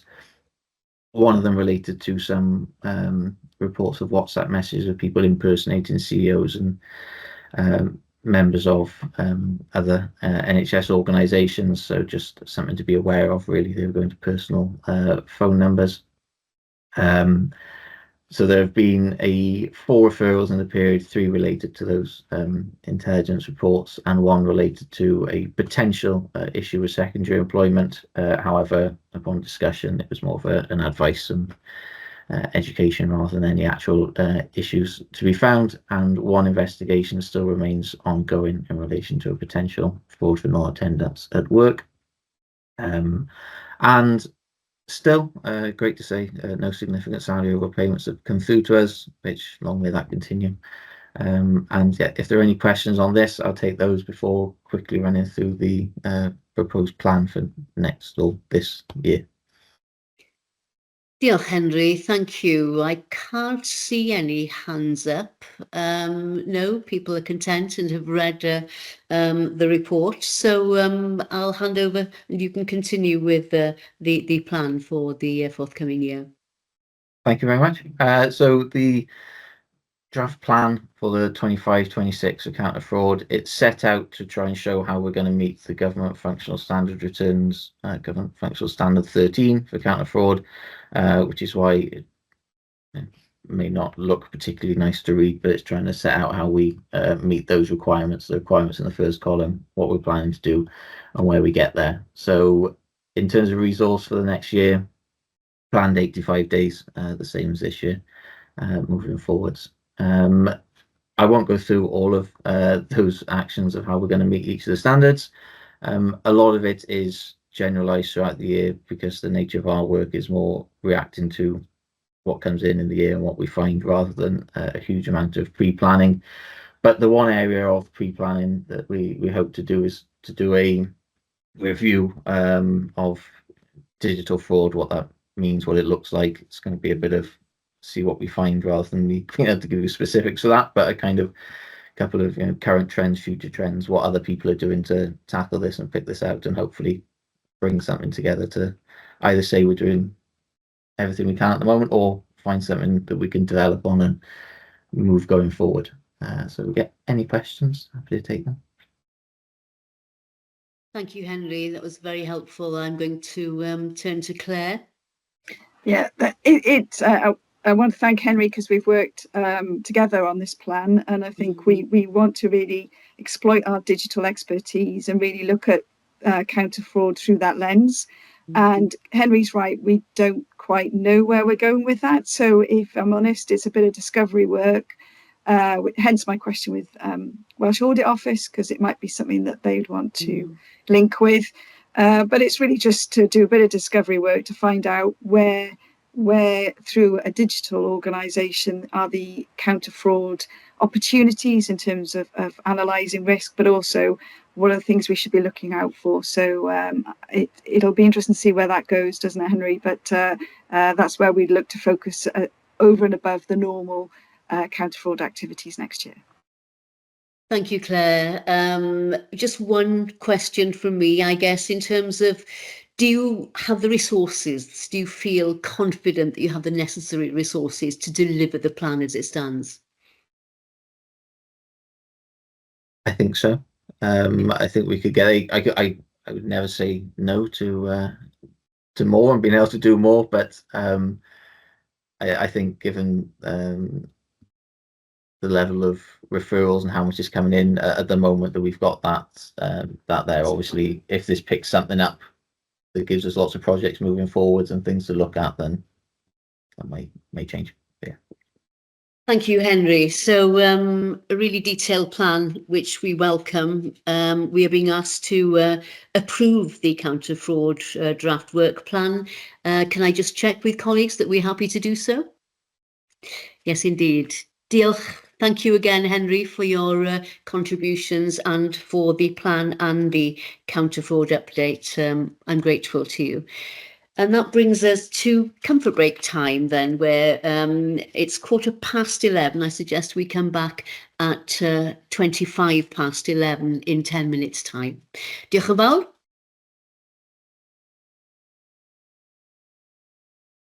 Croeso nôl bawb. Welcome back, everybody. I'll now take us to part 5 of today's agenda. And let's start with agenda item 5.1 and the building our future and finding value work stream within our financial sustainability challenge. So I'm delighted now to invite Claire to present this report, which we're being asked to note. Claire. Diolch yn fawr iawn. So I'm going to just summarise where we are with the overall programme, and then I'm going to deep dive the financial sustainability, which I know Stephen will be keen to, having just audited us in that area, to deep dive the financial sustainability, the assumptions around that, where we are, and what our next steps are. And Mark Cox, my Associate Finance Director, has really been instrumental in this space. So I'm sure he'll jump in at some point and correct me if I go off piste. So where are we with the programme then? So Building Our Futures programme is structured around our 5 strategic principles. The first of which is putting people first, and we've been doing a lot of work redesigning our future operating model and looking at our capability around the GDAT framework. So we've been doing a lot of work rewriting some of our job descriptions and also obviously going through that OCP processes within the key areas.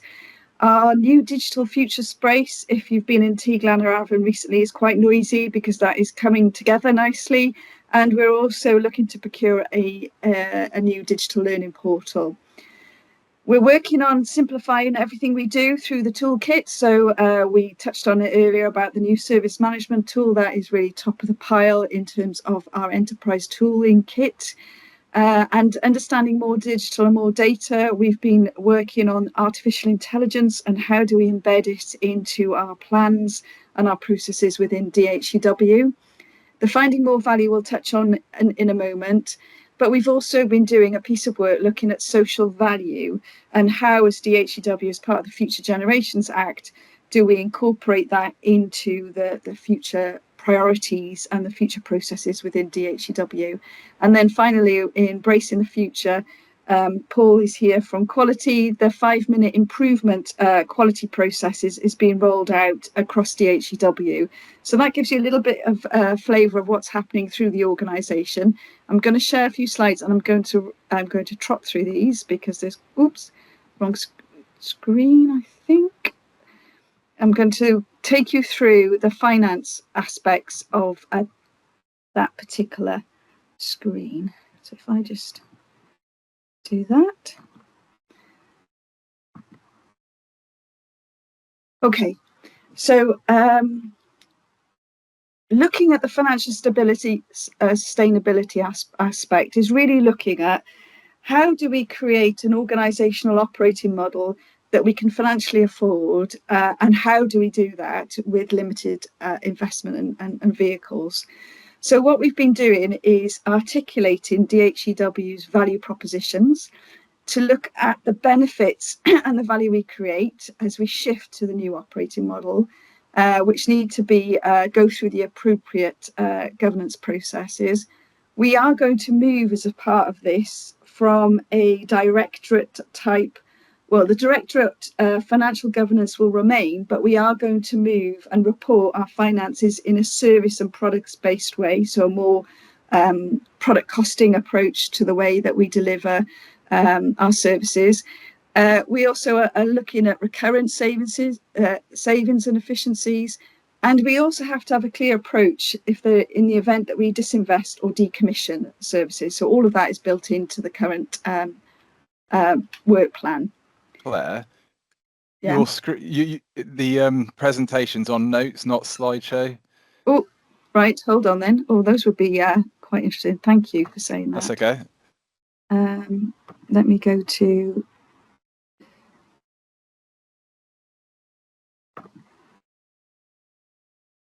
That's it. Does that work? Yeah, okay. So it must have been very small. Okay. Okay then, so let me just move on to the next slide. Okay, so as a result of doing that piece of work, the indicative 5-year view of the funding requirement currently would suggest we've got a balanced position for the first 2 years, but in the last 3 years we have an over revenue spend of around about 3 million in the first year and then move into 2.3 and 2.3. And we're currently working alongside Welsh Government to see if we can switch our capital funding to revenue funding in order to mitigate that risk. Because as we move to a more product-based model, there's less need for a capital intensive model. So that's where we are currently. And in terms of how are we getting there, we're using a framework which categorises the value that we're looking to create into some key areas. So we're looking at how we take cost out of our system. through disinvestment, through rationalisation, through renegotiation, through some of our contracts. We're looking at efficiencies in how we spend our time and how we use that more effectively. And those two areas are more crystallised. So we're classifying those as green.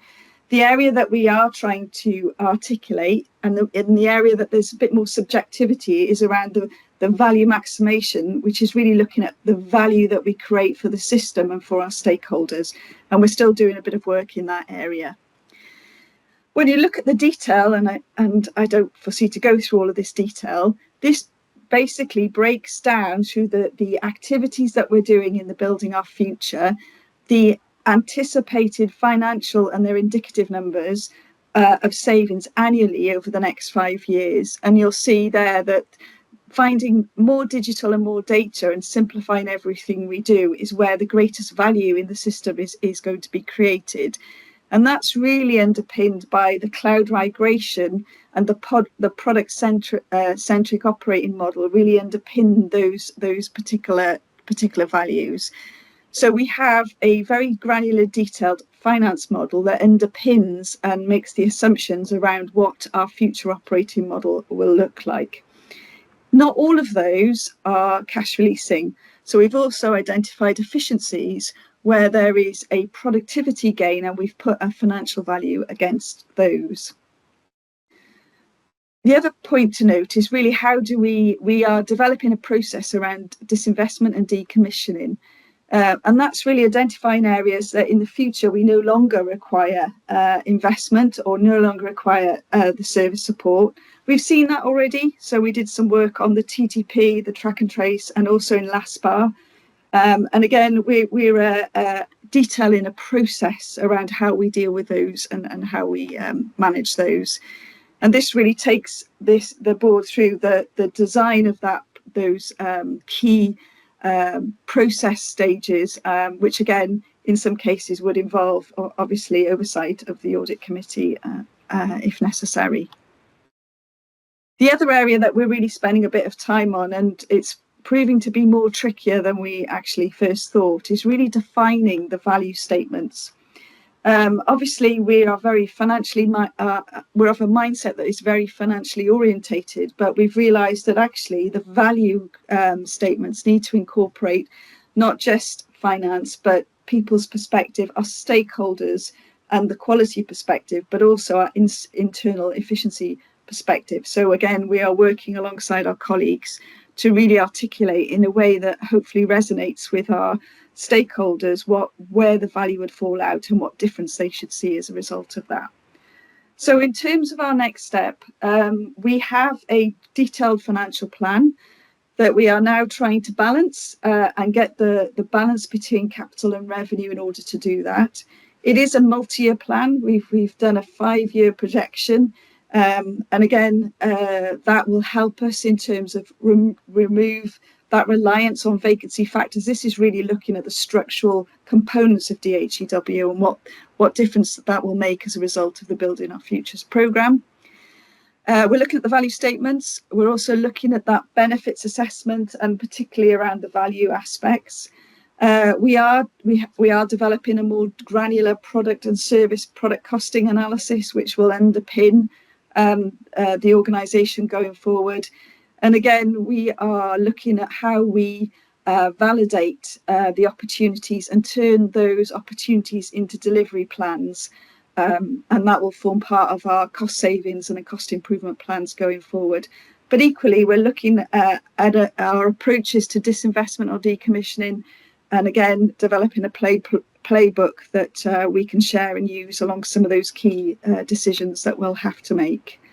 So hopefully I can stop sharing now and invite any comments or questions. Thank you, Chair. Diolch, Claire. That's a very clear update on the progress that's happened since we last met, specifically on this one work stream. A roadmap of almost 48 million savings over a 5-year period. It's an ambitious target, but clearly if we can pull it off, it will help address our over-dependency on vacancy posts to deliver savings. Can I just check whether there are any questions or observations from colleagues? I can't see any, Claire. Your presentation and those slides are very, very clear. So I think we've probably got all the answers to the questions that have been uppermost in our minds. So thank you very much for that. I guess perhaps I could just ask one supplementary. This is a whole team effort, isn't it, to get us to where we need to go. What's the level of buy-in you're getting from staff in terms of delivering the vision for what is a fundamental change programme? So I think it's mixed, Marion. Like any change process, there are some that understand the operation model of a product and service and are adapting to that change. I think there is some debate as to what is a truly service-led organisation and what are the key frameworks or performance measures that we could extract and demonstrate to our stakeholders that we are a end user value generating organisation. And I think that's the area that we've done a series of workshops over the last fortnight, actually looking at our target operating model to try and articulate it in a language that's non-technical. Yeah, so I haven't seen the feedback of that yet, but that's certainly an area of focus. And in terms of the financial sustainability, we have clear plans. We've had a detailed business plan for our cloud. We've got quite a detailed work going on in primary care and mental health, looking at the shift to a product model and what will that mean in terms of internal efficiencies. And obviously, we're looking at our integration layer currently. So the work's on its way. So as that work starts to bite, I think the realism of moving to a more service-led organisation is going to come to the fore. So it's something that we have got a comms plan and we have got many blogs and things, but I'm sure, there is, we haven't got a measure that sort of captures it, but I appreciate for some it's easy to comprehend and for others it's more difficult. Thank you for those reflections, Claire. So if there aren't any other observations, it's really good to hear about the progress that's underway in this work stream. So thank you for bringing it to the committee, which we are being asked to note. Diolch yn fawr. We'll move on then to agenda item 5.2, which is the corporate risk register. So I'll now invite Chris Darling to introduce the update on the corporate risk report, noting in particularly the three risks that's assigned to this committee. Diolch, Chris. Diolch, Marion, and thank you. I'm just going to run through our corporate risk position and then I will focus on those three risks assigned to the committee. So there's 16 risks on the corporate risk register, 3 of which are allocated to this committee. Section 4.4 of the report covers the changes since the last committee meeting in terms of increases in risk score, decreases, and those that have come on and off the risk register. We have got a session on Thursday, a board briefing session, which is twofold. One around our escalation status, and secondly around our risk appetite. So we will come on to have a discussion as a board around our risk appetite and any implications from escalation. So that will be a helpful discussion. Just in terms of the three risks assigned to the committee, and I guess picking up on the audit themes item earlier, the majority of these risks do relate in some way, shape or form to financial sustainability. And noting it was Ruth's number one theme of the themes that were presented. So I'm just going to work through and ask Mark Cox, who's an excellent member of the risk management group. He always challenges us and gives us a really clear position of risk and horizon scanning from a financial perspective. I'm just going to ask Mark to comment. So that I'm going to run through the three and then I'll hand to Mark. The first one's 0331, the fixed term resource funding. And this relates to two things. One is where we've got individual staff members who are working on short-term projects potentially with permanent funding, and then the adverse where we've got individuals who are on short-term funding contracts who are working on short-term projects. And I know there's a couple that we're working through since we've had the allocation and the remit letter. The second risk, 0337, Sustainable Digital Services Development Funding Model. So this is really our risk that captures the future funding model required, and I guess links back to Claire's previous agenda item in terms of the work we're taking forward to try and get on a more sustainable footing. And then the final one, 0343, the remit letter for 2025-26, which has come in now, and a letter has gone back to Welsh Government with our IMTP, which includes a number of clarification points from a financial allocation perspective. So I'll just ask if Mark wants to cover any pertinent points relating to those three risks. Thank you, Chris, and thank you, Chair. I think I'll just pick out a few of the sort of more pertinent points, particularly in terms of the updates from the risk management group. In terms of the fixed term resource funding, you'll be aware we've received the remit letter, which has mitigated a significant amount of the immediate risk in relation to fixed term funding and allowed for extensions of contracts and surety of some of the fixed term roles. However, there's still a gap in terms of mitigation when we're looking to sort of progress that alongside the programme leads and the executive team here at DHEW and indeed with Welsh Government. The long-term risk still stands. So whilst we've got programmatic funding, we're still going to have this level of risk in terms of the one-year settlements that we receive from Welsh Government. As part of our building our future financial sustainability piece, we've drawn this out in terms of future requirements. And Claire and I have also met with the NHS Executive, Welsh Government, and digital leads as part of our IMTP touchpoint session, and indeed drawn that out as part of the IMTP planning constraints and look to make it transparent and escalate some of the issues that arise as part of the fixed term funding arrangements from Welsh Government and the problems we have with planning in terms of our staffing discussions as well. So what we're looking to do is escalate them in any sort of engagement we have with Welsh Government and the digital leads and look to how we shape the funding going forward. Thank you, Mark. That's really helpful update from the risk management group. Chris? Thanks, Marion. And in terms of remit letter, Mark, anything specifically you wanted to highlight or Claire in terms of some of the areas of clarification? I think one of the things as a board we just wanted to be clear on was if there are any kind of assumptions or anything we weren't 100% clear on from an allocation perspective. So can I just check on that point, please? Yeah, happy to take that, Chris. There's an agenda item next, which involves a deep dive into the remit letter. And effectively, what we sought to do as part of the discussions and the assessment of the remit letter is not only to identify what's included in the remit letter, but sometimes just importantly, what's not included in the remit letter. And agree we've got a consistent understanding between us and the Welsh Government, and we could pick up on I think there's about 3 items that the remit letter doesn't include, and we sought clarity with Welsh Government on that.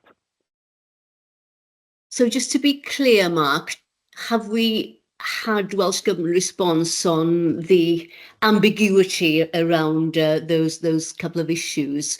Where do we stand currently? Yeah, the Welsh Government have been really reactive and really quick in their response.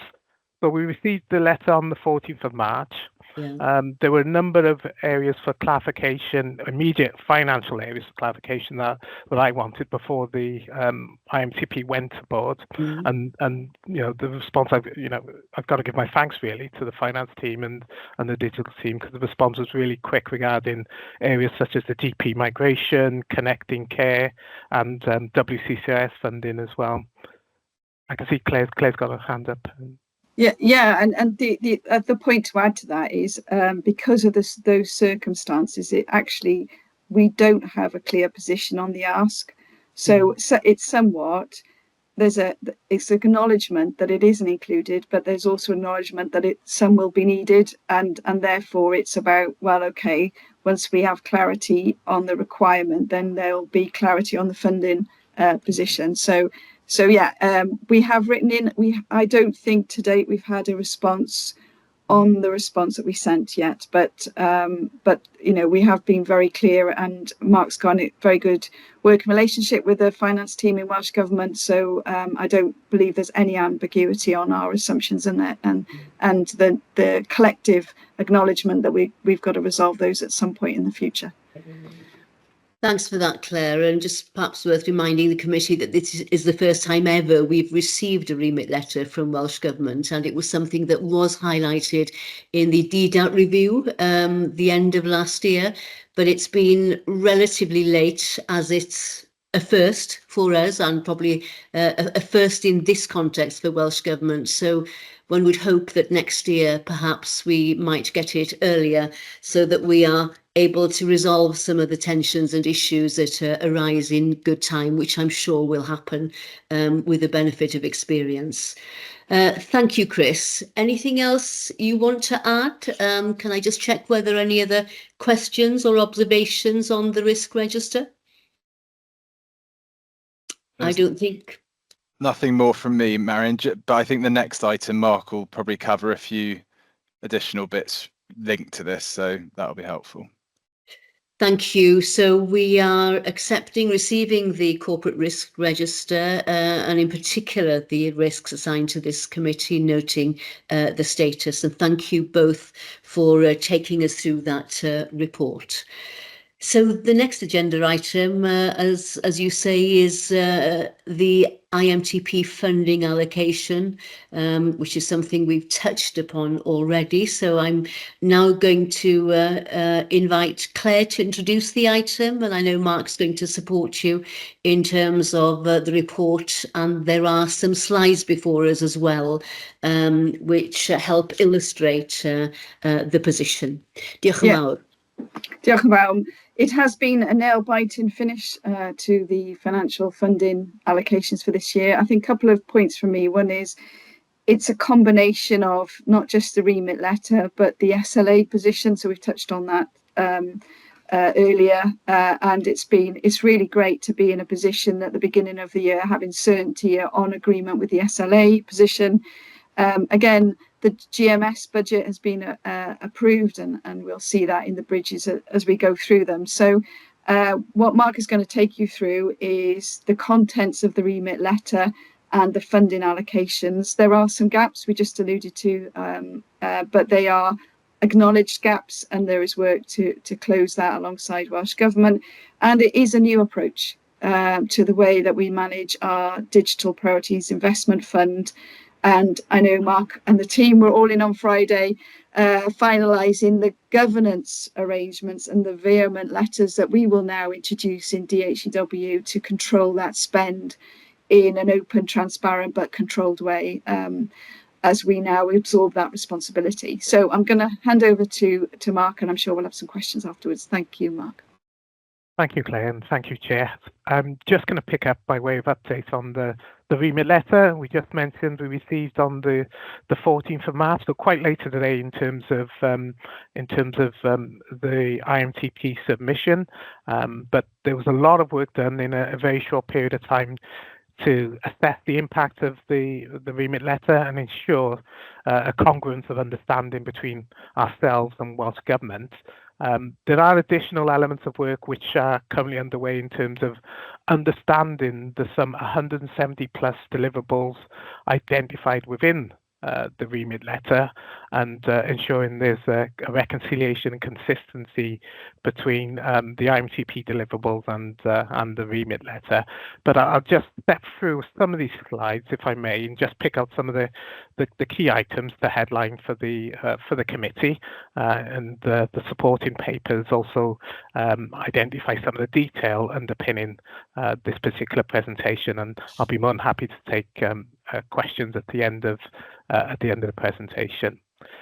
So I'm going to step through the high-level planning assessment, the funding assumptions, the anticipated funding, which will be a bridge tracking the global funding for the organisation for this financial year, and the proportion of the remit letter, the details in terms of the indicative digital priorities fund allocation, and that's the funding that supports our programmes and projects, and also pick up on some of the capital investment. So in terms of the planning assessments, as I mentioned, there's 170 plus deliverables and milestones within the remit letter. A lot of these hadn't been seen before the compilation of the IMTP. So the planning department has been deep in discussion with the Welsh Government leads in order to make sure there's a reconciliation between the IMTP and the remit letter, and to make sure there's no areas of exposure or possible gaps in terms of delivery and the resource requirements. They've taken a 5-step approach, and this approach has been discussed with Welsh Government around confirming the requirements, the reconciliation between the IMTP and the remit letter, an assessment of impact and options, and finally to confirm changes with Welsh Government. And I'll give an update at the end of this presentation in terms of the latest position on that piece of work.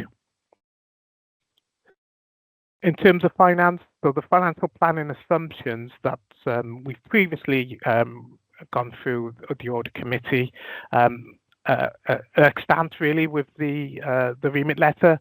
So there's no major variation from our planning assumptions to the constituent components within the remit letter, covering core, the primary care funding, and the digital programs. A few other elements I just want to bring your attention to is the fact that outside the digital programs allocation, we are requiring additional funding to support WCCIS, that's the current care work system, business as usual, support that DHEW provides centrally. The connecting care, which will be identified in terms of the requirements set out within the business case due to be submitted later this month. And finally, support of the GP migrations, and we'll just touch upon the overall quantums in terms of the requirements in the bridge next. So just moving quickly from left to right, the baseline from 24-25 carried into 25-26 was just over £61 million. We've had additional funding as part of the remit letter to support the transfers from what's called the main expenditure group to support Choose Pharmacy, dental services, and also the Welsh Emergency Care Standards work. We've had additional funding of 3.3 million to support the pay awards for 23-24. We've had an inflation uplift of 1.1 million, and that supports an uplift of 1.77%. But we've also had sustainable funding of £5 million to support the NHS app and the cancer informatics business as usual resource requirements. So that gave us an overall initial core remit letter funding envelope of 70.9 million. We've also got anticipated funding, and those are the items coloured in orange, which weren't confirmed as part of the remit letter. However, discussions are underway with Welsh Government to have further allocations identified and provided to DHEW, not least in regards to the 24-25 pay awards. Now, this is usually just a timing issue, and it is in this case. As you can see, we've had the 23-24 pay award funding identified in this year's remit letter, and we should get a interim allocation this year, with the 3.5 million added into next year's remit letter. We're also funded for depreciation of assets to the tune of 8.1 million. And in terms of our primary care funding, we had a baseline of 19.1 million, additional pay awards to cover 23-24 pay pressures of 160k, and the 1.77% uplift, which is reflected by the 343k increase. However, excluded from the remit letter is the funding support required to deliver the migrations for the GP practices. So they'll be moving from IMPS to EMIS as involved for the new supplier software support arrangements. The initial baseline cadence is 2 practices per week. However, due to the current position with the current supplier, IMPS, that's likely to increase. And as Claire mentioned, what we're looking to do with Welsh Government engagement is produce the final requirements, submit that to Welsh Government, and then receive a total funding envelope to support delivery of those migrations. In terms of the digital programs, we've got an allocation from Welsh Government of just over 20 million. That'll be supported by the NHS contributions of just over £1 million. And we'll touch upon the further detail in terms of the allocation of the digital programs next. In terms of our NHS funding, Claire mentioned the good progress that's been made in terms of signing off the SLAs and having surety of funding for this financial year. So we signed off the funding in terms of the SLA proportion. We're currently finalising the renewal of the Microsoft licensing arrangements and the license requirements with local organisations, and that particular procurement will end later this month, with a view to papers going to board and local organisations to enable us to place the order with Trustmark and action the licensing arrangements for the 1st of July. So the total planned funding envelope for 25-26 is just over 174 million. And I'll just touch upon the programme funding arrangements. So as part of our response to Welsh Government and the proposed remit letter funding, we've issued our response and our proposed allocations to support the multiple programmes across the deliverables in the IMTP for this year. I don't aim to go through them in detail, but if there's any queries, happy to take the questions at the end of the presentation. Just like to sort of highlight the fact that the bottom 2 items have basically held in significant progress in the sustainable funding and the surety of funding to support programmes which transition from the programme arena and the implementation arena to live business as usual. So that's the revenue side of the allocation and the remit letter. In terms of the capital, we've received a total of 12.3 million for this year. 3.3 million is identified as discretionary, so allocated by the organisation to support its priority IMTP deliverables. For this financial year, we've identified the Digital Futures initiatives and some of the data compliance activity as one of the key areas. One of the investments we're undertaking as part of the BOF programme, so the Integration Hub, which we're looking to deliver savings of £1 million per annum once this is up and running. The usual IT refresh in terms of kit of £500,000 and further investment in infrastructure and cybersecurity networking. And on the digital priorities perspective, there'll be the finalisation of the risk implementations and LIMS, further development work in the NHS app, and the additional investment in the cloud transition. So that sets out the remit letter and indeed the future funding assessment for this financial year. However, there's a few matters I'd like to just bring to the attention of the committee. So obviously there's the ongoing work regarding the remit letter requirements and the IMTP milestones. And indeed, the planning team met with Welsh Government yesterday to run through the reconciliation process, and haven't identified any major issues within the IMTP deliverables and the remit letter deliverables. So that's good news. That's rapidly emerging.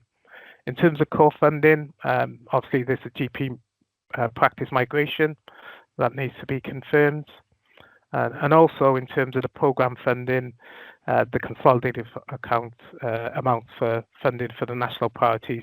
And as Claire mentioned, we'll be looking to manage that flexibly to deliver resources to the priorities as we progress throughout the year, and make sure we have established clear governance around those arrangements, so make sure there's the appropriate financial controls around those particular flexible mechanisms.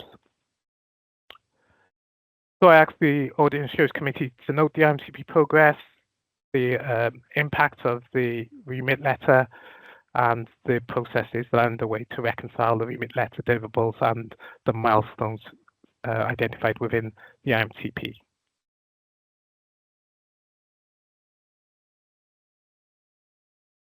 Thank you, Mark.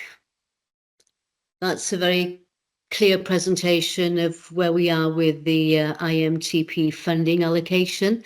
Really helpful. Can I just check whether there are any observations or questions?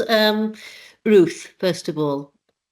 Thank you. Thanks, Mark. That was really helpful, and I think you know, a huge amount of credit goes to yourself, and I know also Ivan's teams who've been doing that alignment between the remit letter and the IMTP. I think it's pleasing that actually nothing has really come up in that remit letter that doesn't align somewhere broadly with our IMTP, and we felt quite confident about that from the start, so I think that's really good. And then a comment which I do remind people of occasionally, I think this throws into quite stark relief 170 requirements in a remit letter, you know, against all of the milestones that we've got in our IMTP as deliverables. It's just a reminder to us, this is not normal. It is not normal for an organisation to have this many deliverables that are articulated in this way. And I know that we've done a lot of work to bring more clarity and reduce those in our IMTP over recent years. And I know particularly it's something that we always challenge Ivan on in the IMTP process. But, you know, I think one of the things we always also challenge ourselves on is, why were we successful in delivering things during COVID? It's because we had one deliverable, which was to stop COVID. And we just always run the risk of, I think, forgetting that in the outside world, multinational organizations run with fewer deliverables than we have articulated to us here. So bringing clarity to that is one of our key challenges, and that kind of simplicity of direction and holding true to what are the things that we really need to actually deliver as an organization will be how we can continue on with success. But that's just my complaint about the irrationality generally of how we have things presented to us here. It's not a normal way that you would run an organization with that many micromanaged deliverables. Thank you very much. Soapbox over.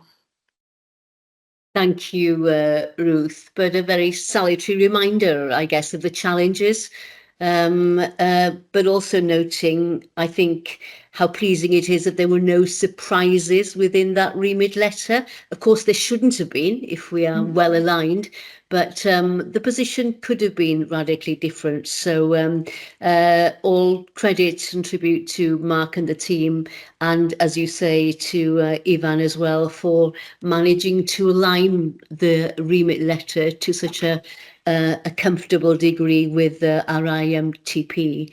So unless there are any other observations, thank you for that, Mark. So we are noting the IMTP funding allocation for 25-26. And you're stealing the show for the rest of the next part of the agenda, Mark. We turn to agenda item 5.4, and the high value purchase order and cumulative report. You can take it as read. We are pressed for time, but I'll hand over in case you want to highlight any specifics within that report. Thank you, Chair, and it's a very thin report this time. Only one item, and that surrounds the GP data lines, and effectively it surrounds the cumulative total in terms of breaking the 750k threshold. Just to note, it is around the Welsh Government's PSBA, so that's the public sector broadband aggregation piece in terms of the ongoing rental and charging for that particular service. So I'd just like to bring that to your attention and just invite questions, really. Thank you very much, Mark, for that report, which we're being asked to note. I can't see any observations. The report speaks for itself. It's very clear, and thank you for bringing it to committee. The next agenda item is a verbal update on the losses and special payments. Mark, again, please. This is you. Thank you, Chair. So nothing to bring to the attention of the committee. Just by way of update, a full report will be coming to the next audit committee. We've just recently done our stock take. It went really well. I'd like to extend my thanks to client services and the finance team who came in on the weekends to make sure that was done in a timely manner for year end. There's been nothing in terms of anything to report to this particular audit committee, but a full report just by way of disclosure will be coming to the next session. Thank you, Mark. That's noted. And of course, in the interest of transparency, it is important that we include this as a routine agenda item at all our committees. And we look forward to getting some further detail at our next meeting in July then, Mark. Thank you. We move on then to agenda item 5.6, which is the procurement and scheme of delegation compliance report. I will firstly turn to our head of commercial services, Julie Francis, who's here to present the report on procurement and scheme of delegation compliance. I'll then turn to Claire, who perhaps can provide us with an update on the Public Procurement Act. Julie, croeso. Croeso, Marianne and colleagues. There's nothing to report in terms of either contract extensions nor single tender actions for the period. I'm not sure, Claire, if you wish to provide a verbal update. I've got a set of 7 slides on the Procurement Act, setting out how we are embedding and training external stakeholders, developing revised templates, the plan, and our ongoing approach. Do you want me to do that, Claire? Okay, yeah. And I promise you it will be short and sweet. Just bear with me. Okay, so whilst Julie, we can see your notes at the moment, Julie, so if you could put your slides up, that would be great. So just to give you a bit of introduction then, obviously we've got the new Procurement Act that's come into force, and as DHEW we have a responsibility to comply with the Act. Julie and the team have been working hard, training themselves, but also updating DHEW on the compliance with that Act. And we're just going to really summarise briefly where we are and what our current actions are. So I know Julie is there. We love technology, don't we, Julie? Trying to get the we do indeed. Right, just bear with me. I think I'm just about there. And if you just put it on slideshow, then... Yes. Okay, so that should be slideshow for everyone. That's right. Okay, lovely, Julie. Thank you. Okay, thank you very much. So the presentation today provides an overview of the implications of the Procurement and Social Partnership and Public Procurement Acts. It's basically an update in terms of the status of the practical progress made by my team in terms of gaining the knowledge and understanding, progress to date, and then next steps in terms of embedding the acts across the organisation. It also aims to provide assurance to Audit Committee we are working to a plan in relation to embedding the requirements of the Act into our day-to-day practices. So So just a quick reminder in terms of what the Procurement Act is and what the ethos of that Act is to provide a simpler, flexible and transparent regime for public contracting authorities and reduce barriers to the SMEs across the UK. In readiness for the Act, what have we done? We've undertaken a programme of external training for knowledge building and understanding. We've established a training and engagement plan. And we've held an organisation-wide 10 talks setting out the key principles and implications of the Act. We've updated templates and policies, and we've identified planned procurement activity which will be governed by the Act. We've also developed training materials for stakeholder groups across the organisation, and we're working currently with other procurement organisations in Wales, in particular shared services procurement, to try to understand practical implications. And just by way of update, that Act came into force on the 24th of February. Okay, so I thought it'd be worth mentioning as well the Social Partnership and Public Procurement Act, which embeds sustainable development and socially responsible public procurement into Wales. It has established the Social Partnership Council for Wales, which provides advice to the Welsh ministers on improving economic, environmental, social and cultural well-being, including public services. So what have we done in readiness for that Act? Again, we have been active in developing appropriate social value evaluation criteria with a focus on 4 key areas such as culture, economic, environmental and social delivery in Wales. We've scheduled a workshop with our shared service partner in this area, the Foundational Economy Lead, and that's going to be delivered to the commercial services team on the 16th of April. We've bought a new reporting tool which is currently being tested to help capture the requirements for reporting for the SSPP Act into our day-to-day business activities. We're also trying to reach out to suppliers in terms of their mandatory requirements in submitting a clear and credible carbon reduction plan into their procurement returns. What then are the implications going forward for DHCW? We're now in a period of transition. We were operating under the old PCR 2015 and the new procurement regulations. Our new call-offs from frameworks will be awarded under the PCR 15. And as I said earlier, the period of parallel operations will be ongoing probably for the next 2 to 3 years. And we will need, as an organisation, to consider which regulations that the procurement and contracting activity at any given point in time is governed by. Will this affect our governance?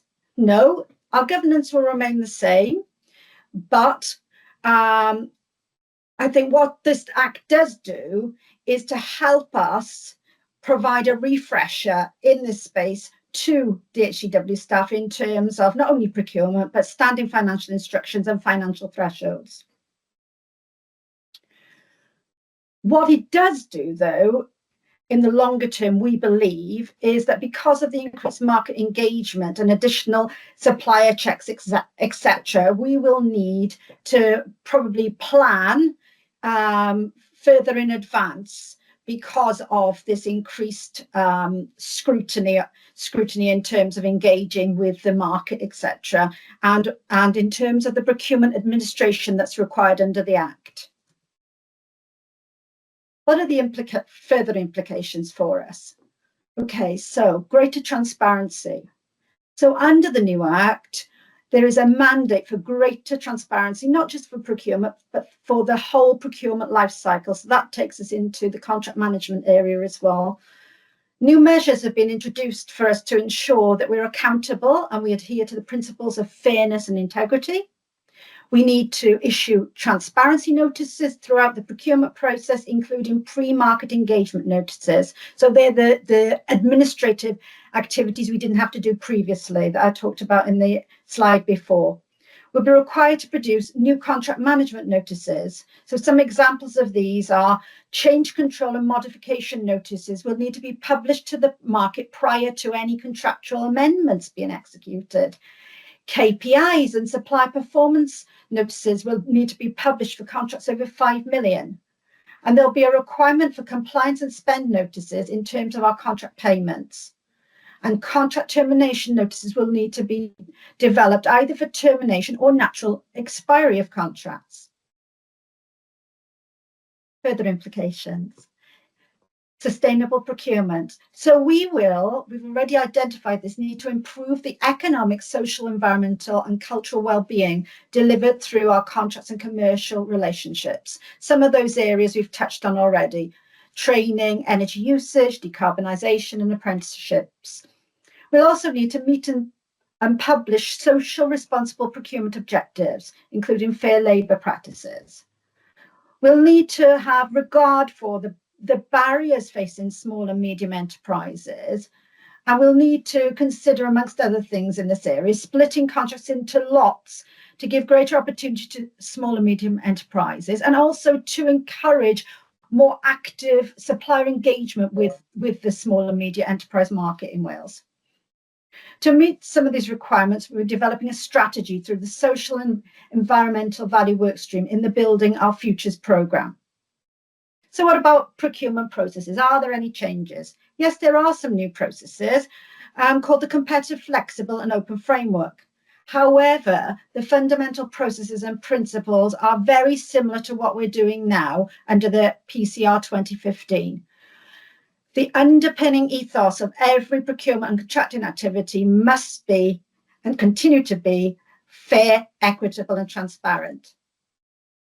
So I just thought it'd be helpful to demonstrate to the audit committee the plan on a page that we're following. As you can see, we've had a great deal of activity up until April, which focused on processing and reporting and re-engineering those processes to ensure that we can meet the transparency requirements that I've already talked about in the previous slides.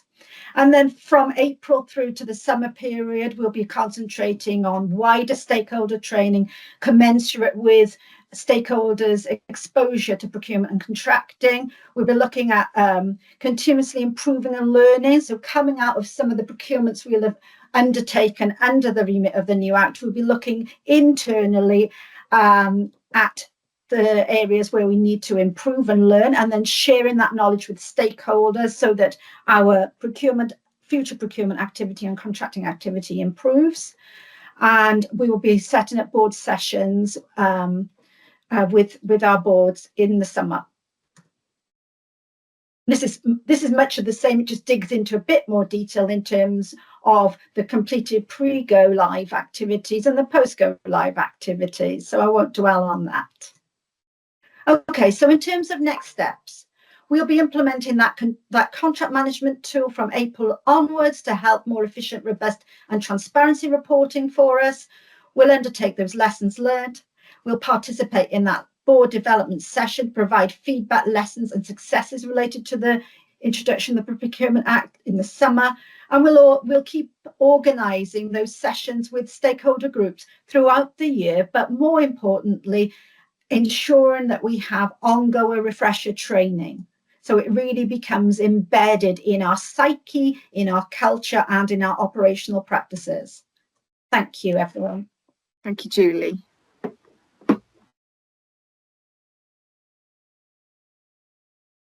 Thank you, Julie, very much for taking us through the implications of the Public Procurement Act for DHCW, which we note. Still got some notes up on screen. I don't know whether they can be removed, if that's possible, please.